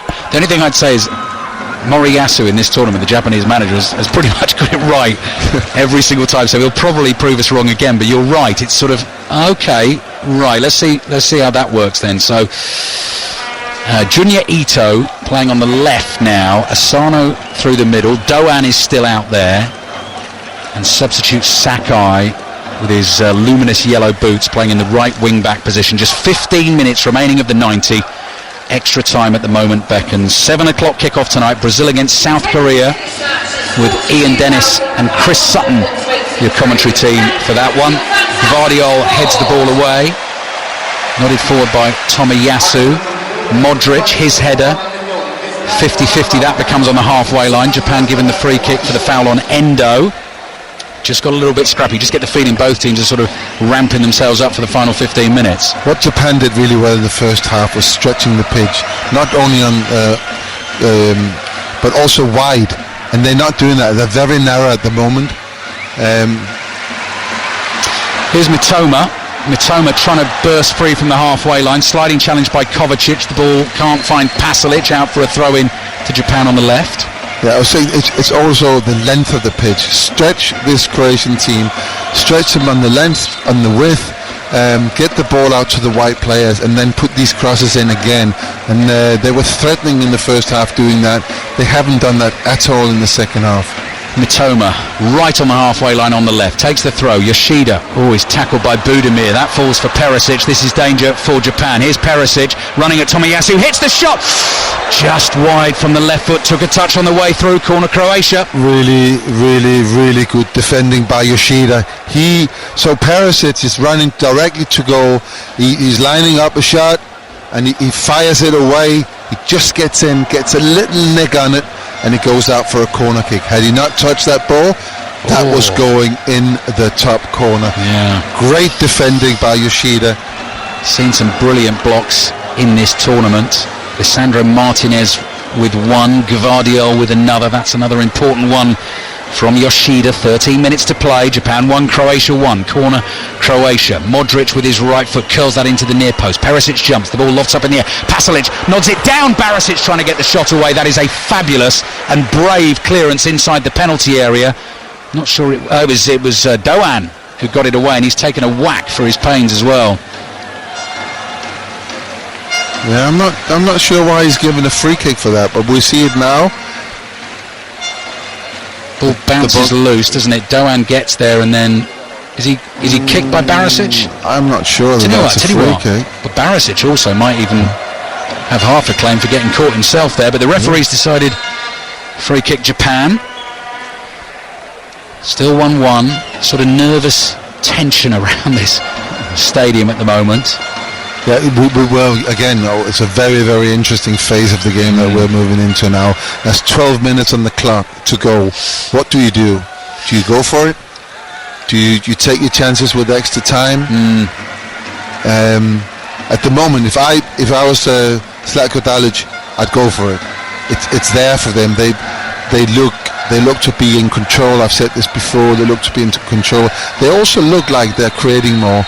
The substitutions as he's made up front, he's put Perisic on, Budimir on. It's made a difference. Endo is fouled by Brozovic. Brozovic not happy with the decision. Referee comes over to explain it. Free kick for Japan. The delivery into the Croatian penalty area all night has been of really high quality. So I think Croatia's defenders need to be on their toes. Noise levels go up again. Doan is over there. Ito is over there. If he takes it, it'll be right foot. Doan would be the in-swinger with the left foot. Japan 1, Croatia 1. Playing for a place in the quarterfinals of the World Cup. Quarterfinals which will start on Friday. And actually, whichever team gets through, they're involved in the first one on Friday. 3 o'clock kickoff. Ito with his right foot. Delivery comes into the box just over Yoshida's head. It might fall to Mitoma. Good first touch. Croatian player in front of him. Nice from Tomiyasu. Cuts it back. I thought he was going to hit the shot. He spun on a sixpence. What a great ball into Tomiyasu. He didn't know that he was free 1-on-1 with the goalkeeper. His instinct was to cross the ball. He should have had a shot. Yeah. That was an opportunity. You don't get many of them in these kind of games. No, I think you're right. You've got to take them. He didn't know. He just didn't know, and he just immediately went for the cutback. That one might run through to Asano, just evades his right boot, and Livakovic picks it up. So 10 minutes to go precisely, plus added time, and then possibly extra time if it remains this way. Japan 1, Croatia 1. Hope you're enjoying it on 5 Live, on BBC Sounds, World Cup Daily Podcast. If you've not already subscribed to that, that's available every morning for you, rounding everything up. Best reaction, debate, analysis on everything going on at this World Cup. England have been doing media duties today, so there'll be plenty of that in there for you. Lots of talk about Jude Bellingham again today. Right-footed ball from Brozovic forward, easily intercepted by Ito. Chance for Japan to come on the counter. Asano, tried to slide it through to Matoma on the left-hand side. Good interception. Pasalic plays it to the right to Juranovic, looking for Modric. Endo climbs above him. That's a foul, says our referee. Free kick for Croatia. I've just seen that chance back on the monitor, and if you can remember the Giroud goal yesterday, yes, it was very similar to that.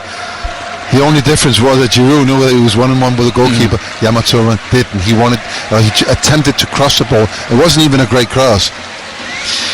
Croatia in possession, red and white check shirts down beneath us, attacking the goal away to our right. Juranovic drives the cross in. Goalkeeper Gonda comes a long way to the edge of his penalty area. Good catch. Seriously good goalkeeping that.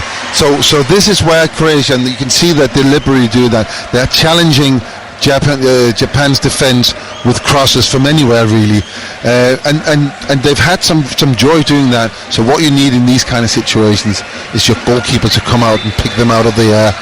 It just gives so much confidence to your defenders.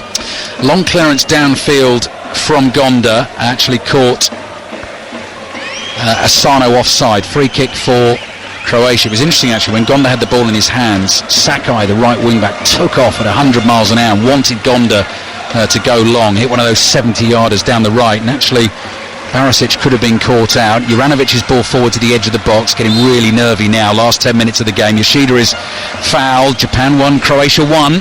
Yoshida's played really well today. Not only did he deliver an assist for the goal, but his defending has been very, very good. And I kind of feel that he's the only one who can defend against the two big guys up front for Croatia, Palisic and Budimir. But he reads the game well. And he's also incredibly quick. Clearance from Gonda, Japanese goalkeeper, all in yellow. Headed away, Modric flicks a little header in towards Brozovic. Ball is loose on the halfway line. Budimir goes tumbling, so does Morita. Free kick given to Croatia. Not sure about that one either, but cheap one. Yeah, but Modric straight to the ball. Run being made by Pasalic down the right. Modric ignores that, goes low to his left to Gvardiol. 7 minutes plus added time away from the first period of extra time at World Cup 2022. Pasalic comes in from the right hand side, just lays it off to Modric. Modric dummies across with his right foot. Junior Ito thinks he's got him covered, plays back to the powerfully built Pasalic. There's Lovren. Forward to Brozovic, just inside Japan's half. Kovacic pops up, finds Modric. All three midfielders linking in that move. Juranovic back to Modric, aware of everything going on around him. Saw the challenge coming in, played it to Brozovic. Stayed wide right. Here is Modric. Dummies the cross, beats Morita. Low pass into the feet of Kovacic. Starts to glide forward. Lays it off to Perisic. He's got Juranovic behind him. Swings a couple of lazy dummy legs over the ball. It's almost worked, and Perisic gets the 1-2, but it comes off his left boot and goes behind for a goal kick. Perisic is having a really, really good game, but I think he should stay on the left-hand side. the two times that I've seen him on the right-hand side, he's given the ball away. But that was a really good passage of play. Very patient by Croatia. A lot of this was organised and orchestrated by Modric, and it was just a little heavy touch from Perisic that took it out for a goal kick. Asano onto a flick on. Japanese fans excited inside the stadium. Asano looking to beat Gvardiol for pace. Great defending, just runs his body in the way. Asano can't beat him, and Croatia get the goal kick. They must have had a serious word about how they defended in the first half, because second half they've been excellent. Croatia, absolutely fantastic. They've stopped the crosses. They've apart from one time on the left hand side, they've stopped the crosses, and they've been in full control of everything. Croatia, they have been the better side in this second half for sure. 5 minutes to play. Japan 1, Croatia 1 at previous World Cups in terms of knockout games between Asian teams and European teams from the Asian Confederation and UEFA. There have been 9 of them, and South Korea so far in World Cup history, the only team to come out on top twice when they co-hosted in 2002, beat Italy and Spain on their way to the semi-finals. Japan still well in this at 1-1. The ball's run out of play from Ito and the manager comes across and says, look, we've had this before, the whole ball didn't cross the line. Yeah, I'm not sure it was out, but I'm not in a position to say 100%, but it didn't look, from up here, it didn't look like it was out. But then, that was one of the big moments of controversy in this World Cup, of course. Yoshida again, the rock for Japan at the back, clears with his left foot, headed forward by Brozovic, falls to Kovacic, great first touch, tries to run away from Tomiyasu, Perisic back on the left, curls the cross into the far post, headed down and wide. Pasalic was there, couldn't get enough on the header, goal kick Japan. Yeah, it was a good cross again. Unfortunately for Pasalic, it's a little bit too high, could only just touch it and it went out for a goal kick. Now this game, of course, 6 o'clock kickoff local time.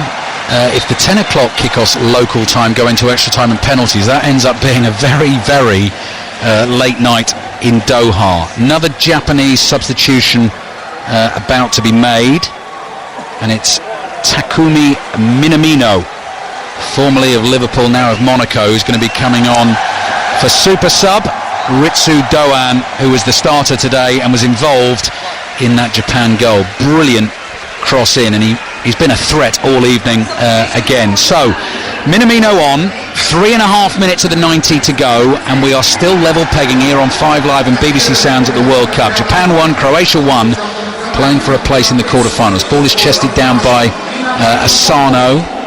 Ito tries to keep it in play on the right. Gvardiol is there, hooks it away with his right foot. Kovacic exchanges the 1-2 with Perisic. Perisic on the spin, outside of his right foot, looking to release a ball to Budimir. Budimir will chase it, but cleared by Gonda. Not the best clearance. It finds Morita. He turns it round the corner to Sakai, who lays the ball back into his own half. Endo is fouled. Free kick Japan. If you have been listening to us, by the way, at work or on the way back from work in the UK this evening, and we do get extra time, pictures are on BBC One of this game. If you go to the iPlayer and you want our commentary with those pictures, you can do that via World Cup Extra. Japan 1, Croatia 1. I think Peter Schmeichel very wisely didn't make a prediction ahead of the game, because we just felt, didn't we, Peter, that it was exactly as it's proved, too tight to call. That you get to this stage, it is, and in all fairness, if you go by the group games, you know, you just don't know who played the best football. That's another mistake by the referee now. That he's giving a foul away. It's a cross-field pass, and I don't think, I can't see what Japanese player it was. I just cannot see that he did anything wrong. It's Sakai jumping for a header, and Barisic doesn't jump, he just stands there, doesn't make a challenge for the ball, takes the contact and goes down, and a few cheap free kicks being won by both teams. Here's Brozovic inside the centre circle. We're into the 89th minute of this game now. Japan 1, Croatia 1. Perisic is frustrated. He made a run down the left. He's got to get himself back on side like a petulant child, stomping back into position. Here's Brozovic to Modric. Modric again looks up, scanning left and right. Low bouncing pass across to Juranovic. Closed down by Mitoma, who's fresh in that left wing back position for Japan. Moriyasu, the manager, applauds the effort again from his team, going head to head against top European opposition at this World Cup, having downed Germany and Spain in the group stages, now holding Croatia. Perisic chases his own header forward down the left, and the ball goes out of play for a throw into Japan. Yeah, we are at that stage now where Japan scored in the first half, so we've got a minute to go in this second half. If I was a Croatian coach, I would feel that there was an opportunity missed here to win the game in ordinary time. And now 90th minute, Mitoma nearly got away on the halfway line. Brozovic is there, forward to Modric. Now could Japan be caught out? Modric playing through the lines here. Budimir lays it off to Kovacic. The flag stays down. Japan thought that might have been offside. Sakai clears with his right foot. That's a Croatian sandwich there on Ito, who's clattered. First yellow card of the game. I told you, Peter, the way he delivers those yellow cards, very dramatic. Very dramatic, very entertaining.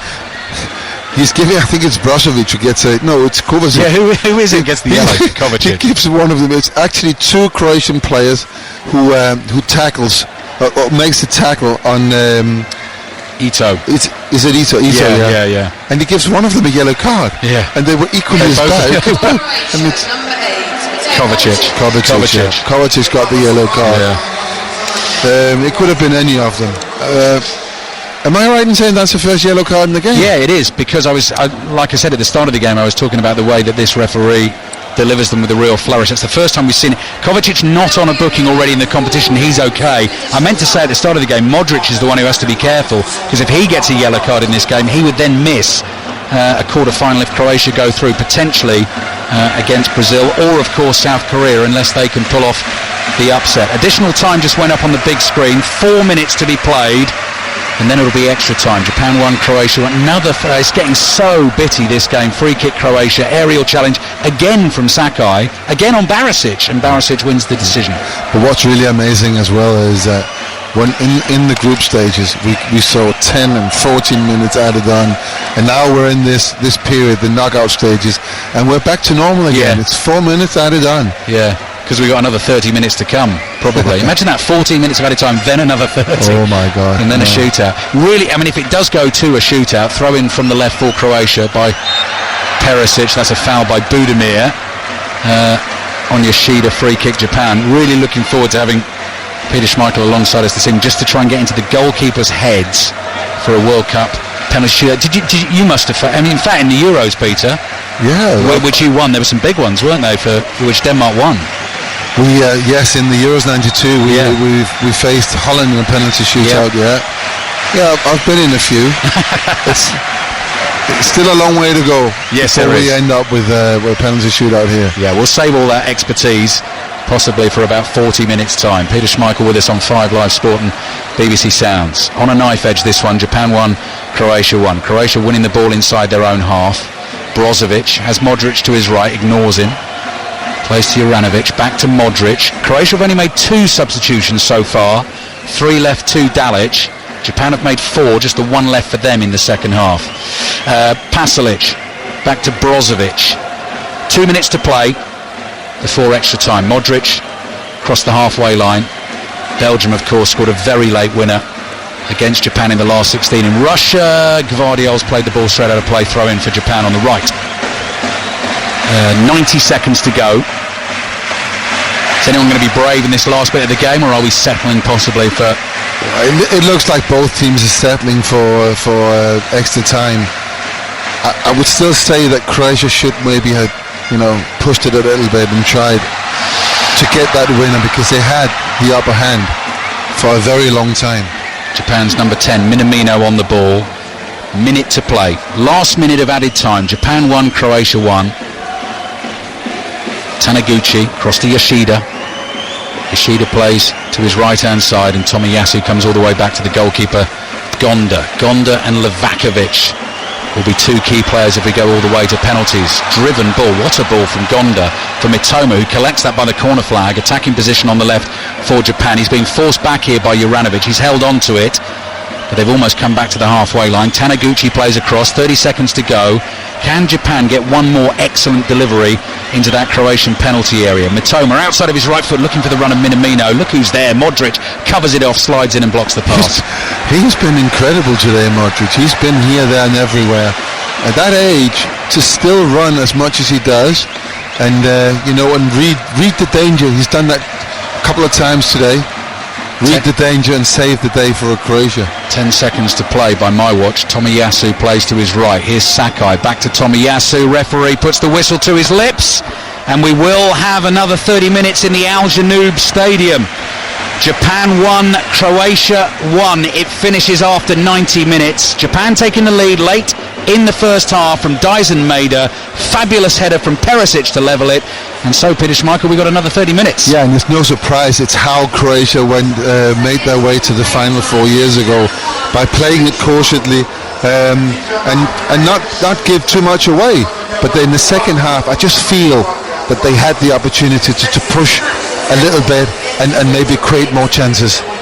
Tea time back in the UK. Settle in, another 30 minutes, possibly penalties on the way for the right to meet Brazil or South Korea in the quarter-finals. 90 minutes played. Japan 1, Croatia 1. Lovely stuff. Thank you, Kelly. Perfect timing as well. The whistle blows. 30 minutes, and if they're still level after that, then we're into a penalty shootout this evening. Japan 1, Croatia 1. Just talking about famous number 10s, the likes of Pelé and possibly Neymar back in action for Brazil this evening. Really important number 10s both out there now for these two nations. Luka Modric, of course, in the heart of the Croatian midfield, but Takumi Minamino, great player for Japan, being used in little bits as a sub at this tournament. Out there now. Japan all in blue. They've already made 4 changes, so just 1 substitution left available to them for this period of extra time. Croatia have made just the 2, so 3 available to Zlatko Dalic. Japan in the blue shirts, yellow numbers on their backs, blue shorts and blue socks, red and white trim all over the kit, playing from left to right. Big roar as the whistle blew for the start of extra time, and then that nervous tension, you can feel it again. Lovely ball across here towards Sakai, and Japan win the first corner of this first period of extra time. Peter Schmeichel. Yeah, I think they've gone back to how they played in the first half, keeping it wide. Those cross-field passes that we saw in the first half as well, that led to some of the crosses that Croatia they were struggling with dealing with. This was a great cross-field pass, and this setup, Peter, is how they scored, wasn't it? Corner from the right, and Minamino's in the Doan position here. But let's see what Ito does. Ito has the ball on the edge of the quadrant. It looks like he's just going to deliver it in with his right foot. He does. It's an away swing. Flicked header, but the angle was too tight there, and Taniguchi couldn't get that ball on target. That has gone behind for a goal kick. So Japan 1, Croatia 1. Japan now, having made the 4 changes, Gonda in goal, Tomiyasu, Yoshida, Taniguchi, the 3 centre-backs, Sakai on as right-back, Karu Matoma of Brighton is the left wing-back, Endo and Morita in central midfield, Minamino, Asano and Junior Ito at the front 3. Livakovic, Croatia's goalkeeper, clears. That's a brilliant leap and header from Yoshida, and Brozovic plays the ball to Juranovic, who's the right back, Barisic left back, Lovren and Gvardiol the 2 centre backs. Still Modric, Brozovic and Kovacic, who's on the yellow card as the midfield 3 for Croatia. Long ball forward there, goes all the way behind for a Japanese goal kick, and their 2 changes have come up front. So Mario Pasalic has come on, Perisic wide on the left, the goal scorer, and Ante Budimir, who is playing as the centre forward. Yeah, both of them, when they came on, they had an impact, and Croatia changed the way of playing a little bit by actually kicking a few balls up to them, keeping the Japanese defence under pressure, and the goal of course came from that as well, a pass from Lovren into Perisic, who scored with an absolutely unbelievable header. Pace on that header. Tomiyasu clears with his right foot, Brozovic chests it down, goes for the Modric ball with the outside of his right boot, easily intercepted by Taniguchi. And here come Japan at speed down the left-hand side. Minamino just making a run beyond here. Into the penalty area it goes. Asano can't control it. Barisic is able to clear with his left foot, but Endo is there first for Japan. Endo wide on the left-hand side, plays back to the halfway line towards Yoshida. Yoshida across to Taniguchi. Taniguchi plays to his left. Minamino gets involved. And Japan again just come out to go from left to right. And here's Tomiyasu.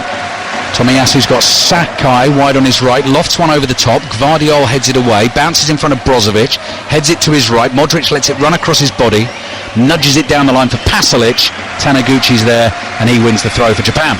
It's exciting every time Japan they presses the accelerator and actually come at Croatia with a little bit of pace. The crowd begins to roar, and it's just the little final detail, you know, the concentration on the final pass that lets them down. Another good example there, actually. You just heard that buzz inside the stadium. Japan have won themselves a corner. Asano couldn't catch the pass from Minamino, which took a deflection, but as we keep saying tonight, the delivery from the set pieces and the crosses in open play has been very, very good for Japan. They've worked on some clever moves as well. Here comes Minamino to offer himself for the short one again. 4.5 minutes gone in the first period of extra time. 5 Live and BBC Sounds. Japan 1, Croatia 1. Minamino's curling cross, having received the short corner into the far post. Tomiyasu is up, clash of heads. Referee immediately blows the whistle. Tomiyasu is down, so is one of the Croatian defenders. So we've got to get the medical team on the field as quickly as we possibly can. We hope they're okay. They have some really good corner kicks routines.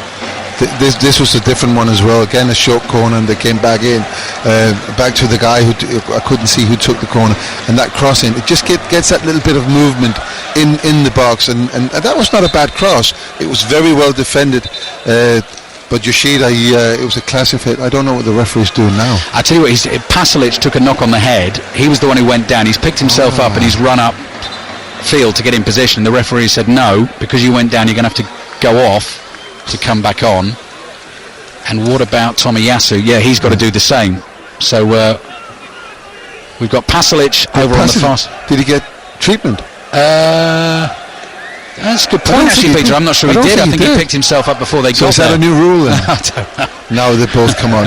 We're on. Oh my God. We're back to where we were. Don't worry. Gvardiol's ball down the left-hand side. Perisic, the goal scorer for Croatia, flicks the ball on. Great night for him tonight. Obviously won't be if they don't go through, but in terms of personal milestones, 10 goals in major tournaments, which has him out in front on his own for his nation, going beyond the great Davor Šuker. Here's Gvardiol, who's got so much promise as a young Croatian international. Perisic with a first-time ball, opening his body up. Barisic can't keep it in wide on the left, and the ball goes out for a throw into Japan in the right-back position. I was just saying, Peter, before we came back on for the second half, sometimes 30 minutes of extra time can be absolutely brilliant ding-dong football. Other times, not much happens, and we get to penalties.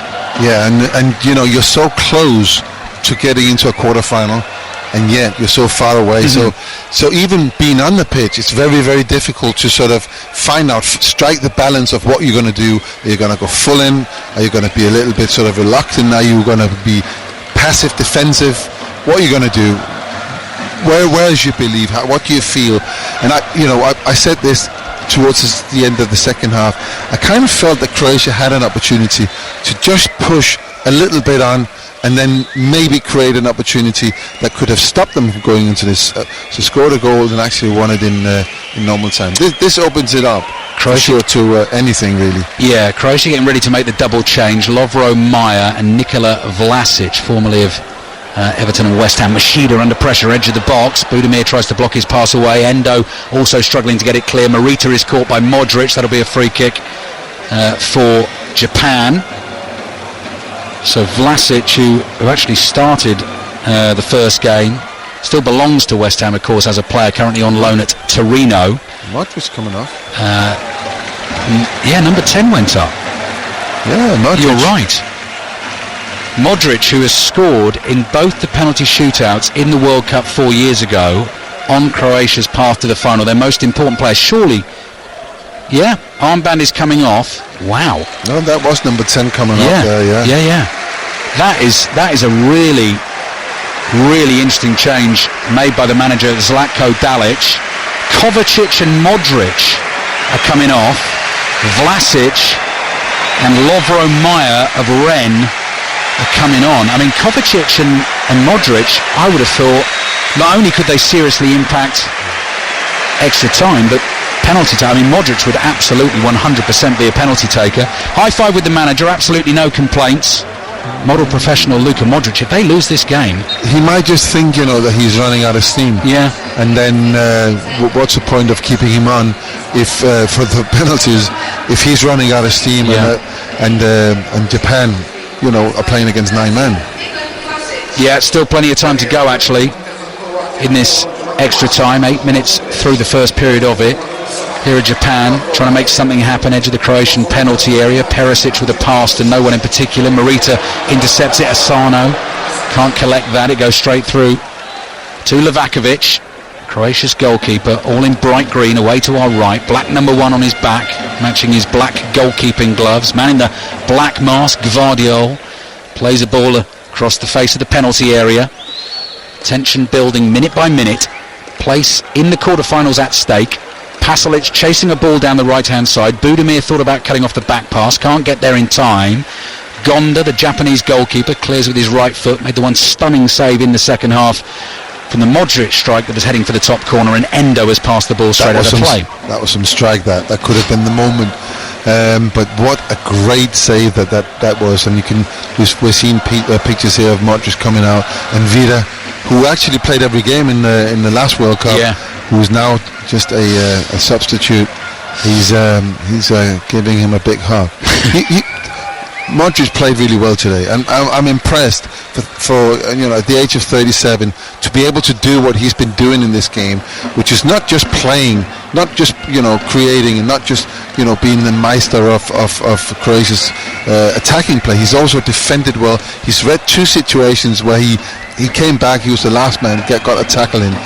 And there's no wonder that he's tired. He's 37 years old, you know. Long throw into the Japanese penalty area. Might drop it. A Perisic on the right foot. Sakai blocks it. Left foot volley from Barisic was optimistic. Struck it well. That one's also blocked. Goes out for a throw-in to Croatia on the left. Luka Modric has played in major tournaments in 3 different decades for Croatia, which in itself is ridiculous. Incredible. And you know, when he retires and the documentary comes out, 10-part documentary on on one of the streaming services, you know, that's going to be some viewing. He's got some stories. Incredible history he's got. Japanese substitutes. Japanese substitute influenced the ref to make Croatia take the throw about 2 yards back down the left-hand touchline. I don't know why he's getting involved in that, because he didn't make the decision on his own accord there. And now Japan win a free kick in their right back position. Modric is talking about playing the Euros in 2024 at the age of 39 as well, Peter. So he's fit. We've seen that today. He's fit. He might not be able to go 120 minutes, but he can certainly go 90 minutes. And there's no point in the 90 minutes where you felt, you got to take him off because now he's just, he's not doing his job. He's fit for 90 minutes, no doubt about that. He's a small guy as well. He's always been very, very fit. And if he looks after himself, why not? It's only another 2 years. It's not unrealistic to play Euros when you're 39. Livakovic rolls the ball out for Croatia. So we've got 3 minutes remaining in this first period of extra time on 5 Live and BBC Sounds. Japan won, Croatia won, and not much has happened in terms of sort of action in the goal mouths in this first period of extra time. It's got very cagey. Down the left, the ball is played. Vlasic is on his knees trying to keep it. Endo eventually takes it off him, looks for the pass down the right-hand side. Asano can't get beyond Gvardiol. Gvardiol holds him off, plays back to his goalkeeper. We saw a little bit of the what's in wait for when we see this Gvardiol player, when we see him go forward. So he was on the turn against a really, really quick player, but he was quicker than him. Yeah. And that is something that, the big clubs were looking at when they look at defenders. Are they quick on the turn? Asano, loose header. Pasalic not able to get onto it. Matoma there for Japan, plays back to his goalkeeper, Gonda. That's exactly what we were talking about. Just one slip, one mistake, one risk too many, and it could cost you in this last 16 game. Now a chance for Croatia to bring it in from the right-hand side. That's the other substitute, Lovro Majer. Rennes player, signed not this season before, to replace Eduardo Camavinga here with France, now at Real Madrid. Majer dummies across, started the first game at this tournament for Croatia, now off the bench in extra time, still 1-1. Brozovic on the ball, 15 yards inside the Japanese half, and they play back to the centre-back, Lovren across to Barisic. Barisic gets an early cross in from deep. That is headed away by Taniguchi, chested down on the edge of the box and volleyed away by Minamino. And can Croatia keep that in play? Yes, Juranovic runs hard and does so. Talking about Luka Modric at 39, let's not forget Jimmy Anderson at the age of 40 has been part of that amazing first test win for England over in Pakistan today. Test match special podcast with all the news and interviews for you, available via the BBC Sounds app. Tomiyasu clears, chested down majestically by Lovren, laid off to Brozovic, looking for the slide pass through, intercepted by Tomiyasu, breaks nicely for Minamino, bit of space to work with. Matoma takes over. Matoma's got 2 players ahead of him to his right hand side. Matoma going to go it alone, edge of the box. Livakovic blocks it with both hands. Driven shot, was heading for the net. Volley from the edge of the box, blocked by Brozovic. Danger not clear for Croatia just yet. Sakai, ball into the near post. Gvardiol heads it away. Tomiyasu jumps, heads it across goal. Volleyed effort from the edge of the box. That is blocked, and I think that's going to run behind. Corner Japan. And as you might be able to hear in the background, that got the crowd going. It was a great counter-attack, 3 versus 3, and we see the end shot is actually straight at the goalkeeper, so there's no problem for that. But what a great attack that was, and this is where Croatia's got to be very, very careful. Don't give the ball away in the situations that they did there, because that's what Japan can do. They can hurt you on the counter. We've seen that against Germany. We've seen it against Spain. Right at the end of the first period of extra time, Japanese corner. Matoma away swinger. Ball loose inside that Croatian box again. Endo plays it back out to the right. Rolled back by Ito, no pace at all on that. Minamino takes his time, crossing with his left foot, headed back across goal. Gvardiol underneath it, knocks it straight up in the air. Livakovic says my ball, and takes a clean catch like a cricketer out on the boundary, watching it all the way into his arms, and it looks like we are going to reach the end of the first period of extra time level. Still 1-1. That's 2 added minutes to this first period of extra time, and that was an opportunity for Japan. They have a couple of good crosses in there after the initial shot, and it just shows you that they're still there. It hasn't looked like that for a long time in this game, but don't give them an inch, because they will get opportunities out of that. That's what they've done in this tournament, in those famous wins against Germany and Spain. Brozovic wide on the right inside the Japanese half, curling ball in towards Budimir, brings that down brilliantly at full stretch, plays it back here to Vlasic. Socks rolled down, ball out to the right, cross in from Brozovic towards the far post, headed away by Sakai, falls to a teammate Ito in midfield. Sakai, having won the header, makes a brilliant run to get onto that pass, and here come Japan. Poor touch from the centre forward Asano, gets away from him, and Lovren's able to play it back to Livakovic. Well played by Lovren. He read that situation really well. That could have been a dangerous situation as well, but Lovren, I criticised him a little bit in the first half for being in between positions and not in the right spot most of the time, but he's really played well in the second half, and of course the equalising goal came from a cross by Lovren. 20 seconds remaining, end of the first period of extra time. In that break, in that little half-time break, going to draw up the old penalty grid on the back of the commentary notes to get ready for it.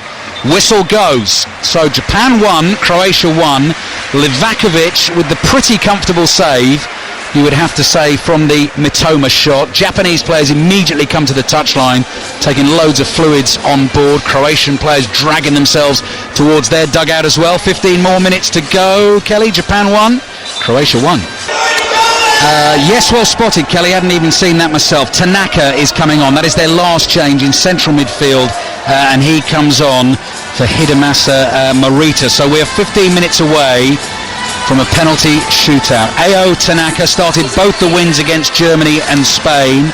Scored the winner, of course. Actually, it was off his knee, wasn't it? That winner against Spain, the controversial one, the cutback from Mitoma from the byline. And Croatia are also going to make a double change. Marko Livaya is coming on to offer a forward threat, as is Mislav Orsic as well. Wonder if they may well take some penalties for Croatia. Budimir only came on quite late in the game. Maybe he's not a penalty taker. That could be it, couldn't it? Livaya on for Budimir. And it's a strange one, because he's actually played quite well. Yeah. He might be carrying something that we don't know about. Here's Mitoma getting away from Pasalic down the left-hand side. Japan 1, Croatia 1, playing for a place in the quarterfinals at this World Cup. The quarterfinals we already know. Netherlands-Argentina, 7 o'clock on Friday. England-France, 7 o'clock on Saturday. All of them in full coverage of every match for you on 5 Live and BBC Sounds. Brazil-South Korea is our commentary from 7 o'clock this evening, with Ian Dennis and Chris Sutton. Chris Sutton, a player who Peter must have come up against during his career. Do you remember Chris? Yeah, I'm still a little bit sore. And throw in on the left for Japan, which Mitoma will take. And Peter and I are both still scribbling down all these changes. I think that's it now, isn't it? 1, 2, 3, 4, 5. Yeah, 6 extra one and extra time being able to be made. So Croatia have done theirs. Ball is back with Yoshida with his right foot plays the ball up the middle of the pitch. Now Gvardiol reads it well, not only makes the interception, continues his run forward and looks for the pass down the left-hand side to Mislav Orsic. Didn't find him. Here at Japan. He must have gotten a no, Budimir, because it's a weird one. If you're making the substitution because of the penalty shootout, you would wait, wouldn't you? You'd think you'd wait at least 5-7 minutes. Perisic, the other player to go off, of course, who again I would have fancied, with his experience and his skills to take a penalty. But those are the changes Zlatko Dalic has made. Well, he's 33 years old. He's run up and down, up and down, up and down. He's really played a good game. And when you play on the wing, you are up and down literally all the time. And he might just be tired. 13 minutes to play. Japan 1, Croatia 1. Peter Schmeichel with us here live in the Al Janoub Stadium, this distinctive, futuristic ground, which I think looks a bit like, from the outside, the sort of aerial shot and the external shots, a bit like a sort of a cycling, aerodynamic kind of cycling helmet that you see those riders wear inside the velodrome. Ball cleared into the Croatian half. Juranovic clears with his right foot, headed away by Taniguchi. Pasalic will try and keep it in on the right-hand side. Manages to do so, then trying to muscle his way past Mitoma. He's bigger than Mitoma, but didn't have the balance. Mitoma sets off down the left-hand side. He's chased by Maya. Drags it back, plays the ball into midfield. That's a stretch, but Japan are able to keep that with Tanaka, who's on for this second period of extra time, so he'll certainly be fresh. Tanaka plays across to Tomiyasu. Wide to the right-hand side to Sakai. Back to Tomiyasu again. Are either team going to be brave enough here, really, to take a risk, press forward, and try and find themselves a goal? 1-1. Well, in terms of system, Croatia's not changed anything. They're playing precisely the same system as they played in the first minute. Sakai's ball finds Mitoma, edge of the area, right-footed pass. Gvardiol gets a block on it, headed forward to the edge of the box. Cushion pass by Tanaka out to the right, too much on it. And Sakai can't keep it in, throwing Croatia in their left-back position. Yeah, there was a good opportunity for Mitoma. I think he picked the wrong option there. He could have had a shot. It would actually be more natural. He's just cut inside and have a shot. But he tried to cross the ball, and it was behind all his teammates, and Croatia could clear the ball quite easily. 11 minutes remaining. Time ticking away. We're heading towards a penalty shootout as it stands. Japan 1, Croatia 1. So stay tuned on 5 Live and BBC Sounds. I know that's no fun if you're a Japanese fan or a Croatian fan, but for the neutrals, they love them. Free kick Croatia inside their own half. And goalkeepers nowadays, of course, Peter, will have the little notes, won't they? They've done all the studying on who goes where and who does what. And yeah, very true. Yeah. Mind games. Mind games. Yeah. Well, we're not there yet. We're not there yet. We've still got time. You keep reminding me. Brozovic plays to the left. The ball up in the air, got scrappy again. Barisic blocks it, throwing for Japan on the right-hand side.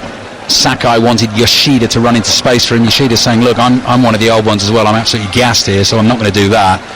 And Sakai continues to wait to take the throw. Then Yoshida makes the run, volleys it forward, and Japan might be able to work something here. Ball across the halfway line from Minamino, wide to Mitoma. Mitoma drops the shoulder onto his right foot, looking for that slide pass to Minamino. Intercepted.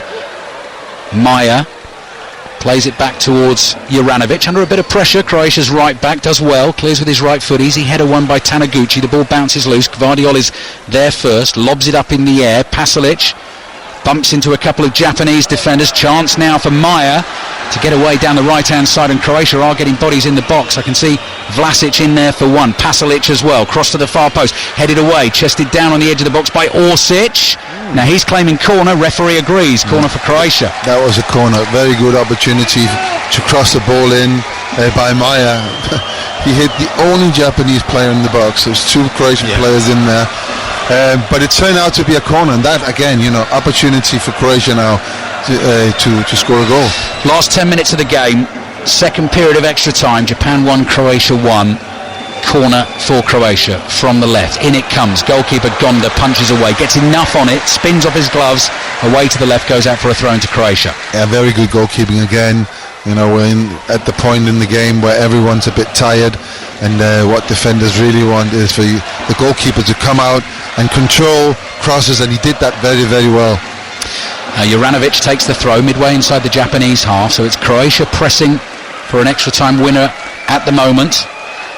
Penalty shootout against Denmark, last 16 in Russia, then came through one against the hosts as Brozovic curls a ball in, beat England in extra time in the semi-finals. Maya flicks it up in the air, keeps possession, starts a run to his right. Juranovic stretches to keep that ball in play. Here's Brozovic, so he's lost his buddies Modric and Kovacic, and his pass forward is blocked by Tanaka.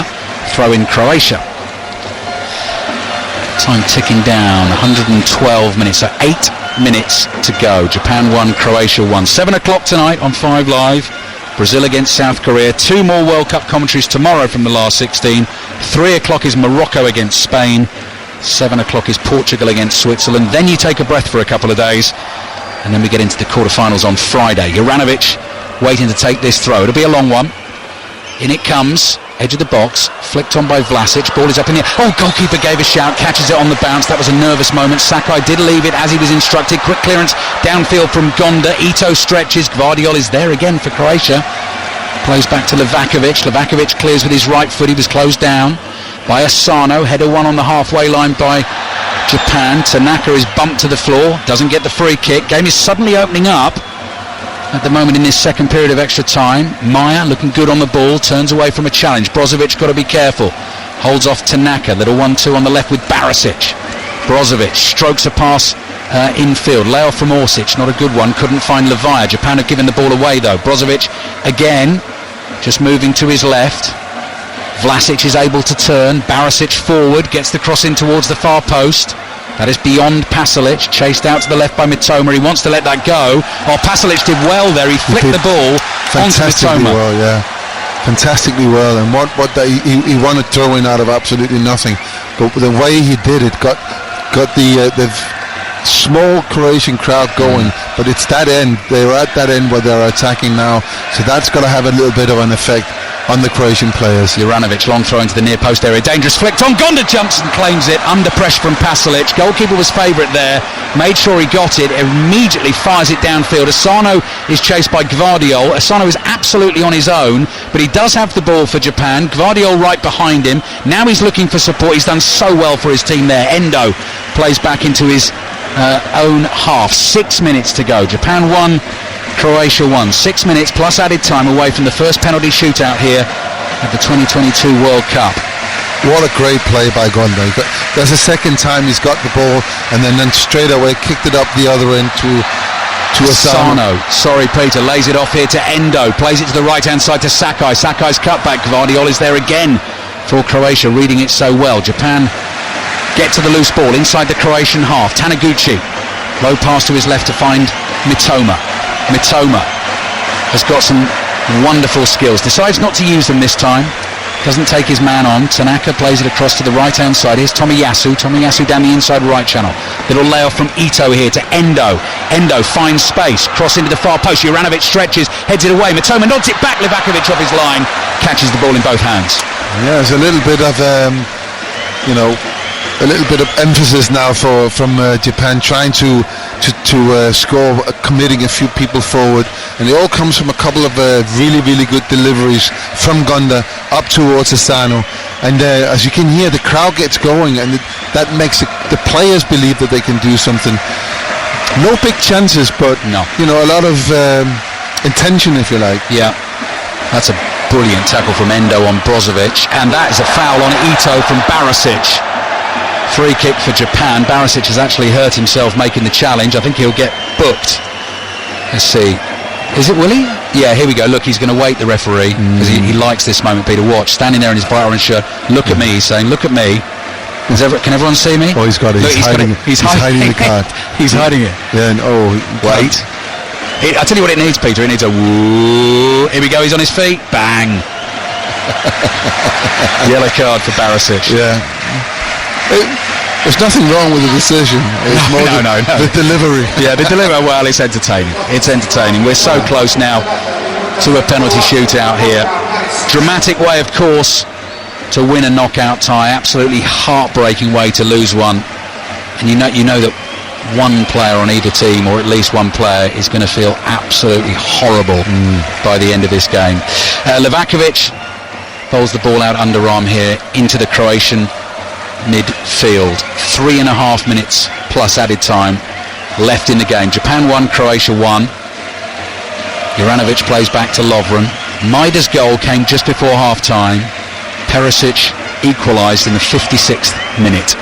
And that's where we are right now. Gvardiol crosses the halfway line. Japan have all of their players behind the ball. Croatia attacking, looking for this dramatic late winner. It's an extraordinary tactic, but just because we've done it 4 years ago, we've taken it into extra time and then penalties we've gone through, that you're doing that again. I won't say they're doing this on purpose. Cross in from Gvardiol, good header won again by Yoshida. Juranovic plays it back to the edge of the box. Maya is able to lay this off to Brozovic. Brozovic dummies the first time cross, plays it to Maya. Maya, corner of the Japanese penalty area, again thought about the delivery into the box, left it, plays it to Juranovic, closed down quickly, great tackle at the back by Taniguchi, cleared by Endo. Asano on his own, turns into Gvardiol. Gvardiol wins it into the last 2.5 minutes of the game. Japan 1, Croatia 1. Brozovic, this time the ball does go into the box, headed away by, of course, Yoshida, chested down by Ito, had to be careful with that one. Tomiyasu clears on the half volley, out for a throw into Croatia. Yeah, I was just going to say, it's not that Croatia's done this on purpose. They played for the penalties. It's just the way the game is developed, and of course the longer you go in the game, you're not taking any risks, you're not taking chances, committing people forward, but might be one here, yeah, 2 minutes to go. That's Vlasic who chests it down. Barisic on the supporting run. Cross comes in, ball drops inside the Japan box. Mitoma leans forward, heads it away. Asano flicks it on up to the halfway line. Gvardiol is there, nods it down to Lovren. Lovren right on the centre circle, plays the ball into midfield. Vlasic across to Brozovic. Brozovic first time, spins it out to the right. Juranovic's got so much time here to make this cross. I think he's overhit that to the far post. No, nodded down. Vlasic is there, takes a touch on the edge of the box onto his right foot, lays it back to Barisic. Another cross comes in, that's closed down by Tanaka. Tanaka's gone down, it's hit him in the head. Ball's gone out for a throw into Croatia. The game will stop. Juranovic had so much time on the ball, and then he delivered such a deep cross. He should have put it right in front of goal, in between the goalkeeper and the defender. He had time to do that. There was no pressure on him. I think that was an opportunity that got that they've missed here. Tanaka's in some trouble at the moment. Medical team coming on. I think one of his teammates there was actually encouraging to get up before the medical team came on so that he wouldn't have to go off the field, because Croatia have a throw late on in this game. We're into the last minute plus a bit of added time. Does he have to go off? So yeah, he's walking off, isn't he? Yeah, he is, you're right. Tanaka off, throwing Croatia, attacking position on the left. Japan had their hearts broken by Belgium very late on in the last 16 in Rostov 4 years ago. Is it going to happen again, or are we heading to penalties? Gvardiol chips a ball out to the left-hand side. Barisic tries to use what last strength he has to get a cross in. It's gone miles up in the air. Mitoma underneath it, chests it down. Under pressure here in the left-back position. Clears on the turn. 10 seconds remaining, then we're into added time. Japan 1, Croatia 1. 5 live on BBC Sounds. 1 minute. 1 minute of added time. 1 minute away from penalties. Can Croatia fashion a late chance? Brozovic trying to get that ball out to the left. It could come now. Sakai trying to do the defending. Couldn't make the challenge. Shot comes in. Great block. And the ball runs out to Asano. Can Japan counter? No, they've given the ball away. Vlasic wins it back for Croatia. Could be important. Edge of the box. Maya shoots wide. That was the chance. That is wide. I think we're heading to penalties. You don't get a bigger opportunity than that. I mean, the Japanese defense is all over the place. And you get a clear shot from 18 yards, right from the middle of the goal. You can place it, you can hit it hard, but hit the target. He didn't. What an opportunity to win the game and send his team into the quarterfinals. Drag the shot wide. 1 minute of added time is up. So now at the referee's discretion, he looks at his watch. Again, one thing we'll be watching for in the penalty shootout, of course, is goalkeepers coming off the line, like Hugo Lloris with the initial penalty save against Lewandowski. And the full-time whistle blows. End of the second period of extra time. Japan 1, Croatia 1. Late chance there, Kelly, for Lovro Mayer. He couldn't take it, so we will have our first penalty shootout at this World Cup. 1-1. Referee chatting to both goalkeepers. Lovely moment between the pair of them as they both made their way towards that goal, away to our left-hand side. Loads and loads of Japanese fans behind it. Big hug between Dominik Livakovic and Shuichi Gonda. So the little stat was team going second has won the last 6 at the World Cup. In this shootout, that will be Croatia. They won both their penalty shootouts in Russia 4 years ago against Denmark, and then the host Russia. Japan have lost their only one in the World Cup. Minamino will be first to go for Japan. He's going to have a short run. He's got his hands on his hips. He's waiting for the whistle. Here he comes, Minamino with the right foot. Livakovic saves, and Croatia strike first. He guessed the right way. He went low to his left, And Minamino misses Japan's first penalty, Peter Schmeichel. Yeah, it wasn't a great penalty. In all fairness, it wasn't a great penalty. It was only like sort of 2-3 yards from the centre of the goal, and kind of showed the goalkeeper where to go as well. So now Croatia just have to score on the 5 penalties they have now, and that stat easy as that. It's still going on. Right, Japanese fans jeering, booing, whistling in the red and white checks of Croatia. It's Nikola Vlasic with his right foot. What a penalty! Powers it home. Gonda went the right way. You're not stopping that one. Croatia lead 1-0. That was a perfect penalty. What I think you have to do in these kind of situations as a taker, just pick your spot and then hit it with pace. And Vlasic, he did that now. Great penalty. Peter Schmeichel has been here before, of course, in the national colours of Denmark at major tournaments. Mitoma, pressure on the Brighton winger, the number 9 for Japan. Strikes out, that's saved as well! Livakovic, the hero for Croatia. He saved the first 2. The first one away to his left, and the second one low to his right, denies Mitoma, and Japan in real trouble. Well, that was not a bad penalty, but in an incredible save. Down very, very low to his right, and he just got a hand to that. A strong hand. The ball went back into the pitch, not past the post. That was a really, really good save. And that's that. Yeah. Oh my God. Could play out again. Big chance here for Marcelo Brozovic. Down the middle. Gonda went to his right. Croatia taking control of this penalty shootout. Japan have missed their first 2, and Croatia are stuck their 2 away. And because you've reminded me of the penalty shootout against Denmark 4 years ago, in that penalty shootout, Denmark missed 3 penalties. Japan has missed 2 penalties now, so that could go pretty much the same way. Takuma Asano is the next to take. If he were to miss, Croatia would only need to score their next one. He's taking some very deliberate big strides backwards. Running on the spot, comes towards the ball. Asano, good penalty. Livakovic this time goes the wrong way, and Japan are off the mark. They're still in it. The standards that you're setting, the Kanovic in there, he should be saving that, shouldn't he? That's terrible, not saving that. It was a good penalty, and it'll settle down the Japanese players a little bit, and also the goalkeeper. The goalkeeper will feel, as soon as that first one is saved, the goalkeeper will feel pressure. I need to save one. He doesn't need to save one.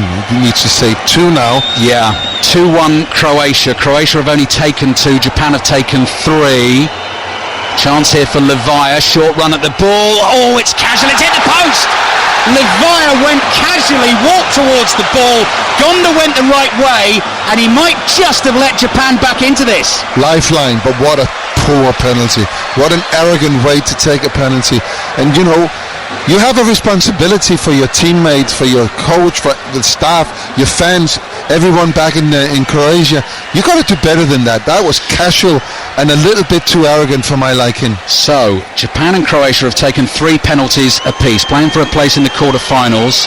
Croatia lead 2-1. Japanese skipper Maya Yoshida with his right foot. Oh, saved again! Oh my God. Livakovic low to his right, celebrates with both arms in the air. He has saved 3 of Japan's 4 penalties, and now the chance for Mario Pasalic to step forward for Croatia and book them a place in the quarter-finals.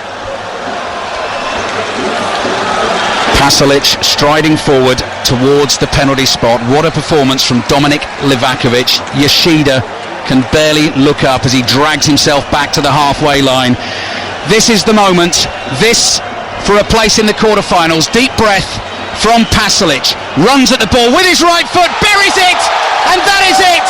Japan have had a sensational World Cup, but they're out, beaten on penalties by the finalists 4 years ago, Croatia. They won 2 shootouts on their way to the final in Russia, and they've done it again. So grateful to brilliant goalkeeping from Dominik Livakovic, and now the Croatian players in a giant group hug celebrate a quarter-final against either Brazil or South Korea, and the commiserations left to Japan in the centre circle. When it came to the crunch, Peter Schmeichel, they just didn't take very good penalties, Japan. No, well, I have to say the first one wasn't a great penalty. The other two they missed were really, really good saves, and there's a big difference between that. So in a way it was 1-1 and very poorly taken penalties, but the difference was Livakovic. What a performance by him. The two saves, unbelievable. And he of course is a Croatian hero in this game. But I have to say, the tactics of taking it to the penalty shootout, it's brave, but it works for them, doesn't it? So the stat remains the same, Peter. Now that's 7 in a row at the World Cup. Team going second has won it. Croatia have won all 3 of their World Cup penalty shootouts. Modric wasn't on the field to take one, nor was Kovacic. They got the job done. And Kelly, Livakovic, incredible. Saves from Minamino, Mitoma and Yoshida. And it's Mario Pasalic whose penalty has taken Croatia through to a quarter-final against the winners of tonight's commentary between Brazil and South Korea. What a tournament, though, Kelly, Japan have had.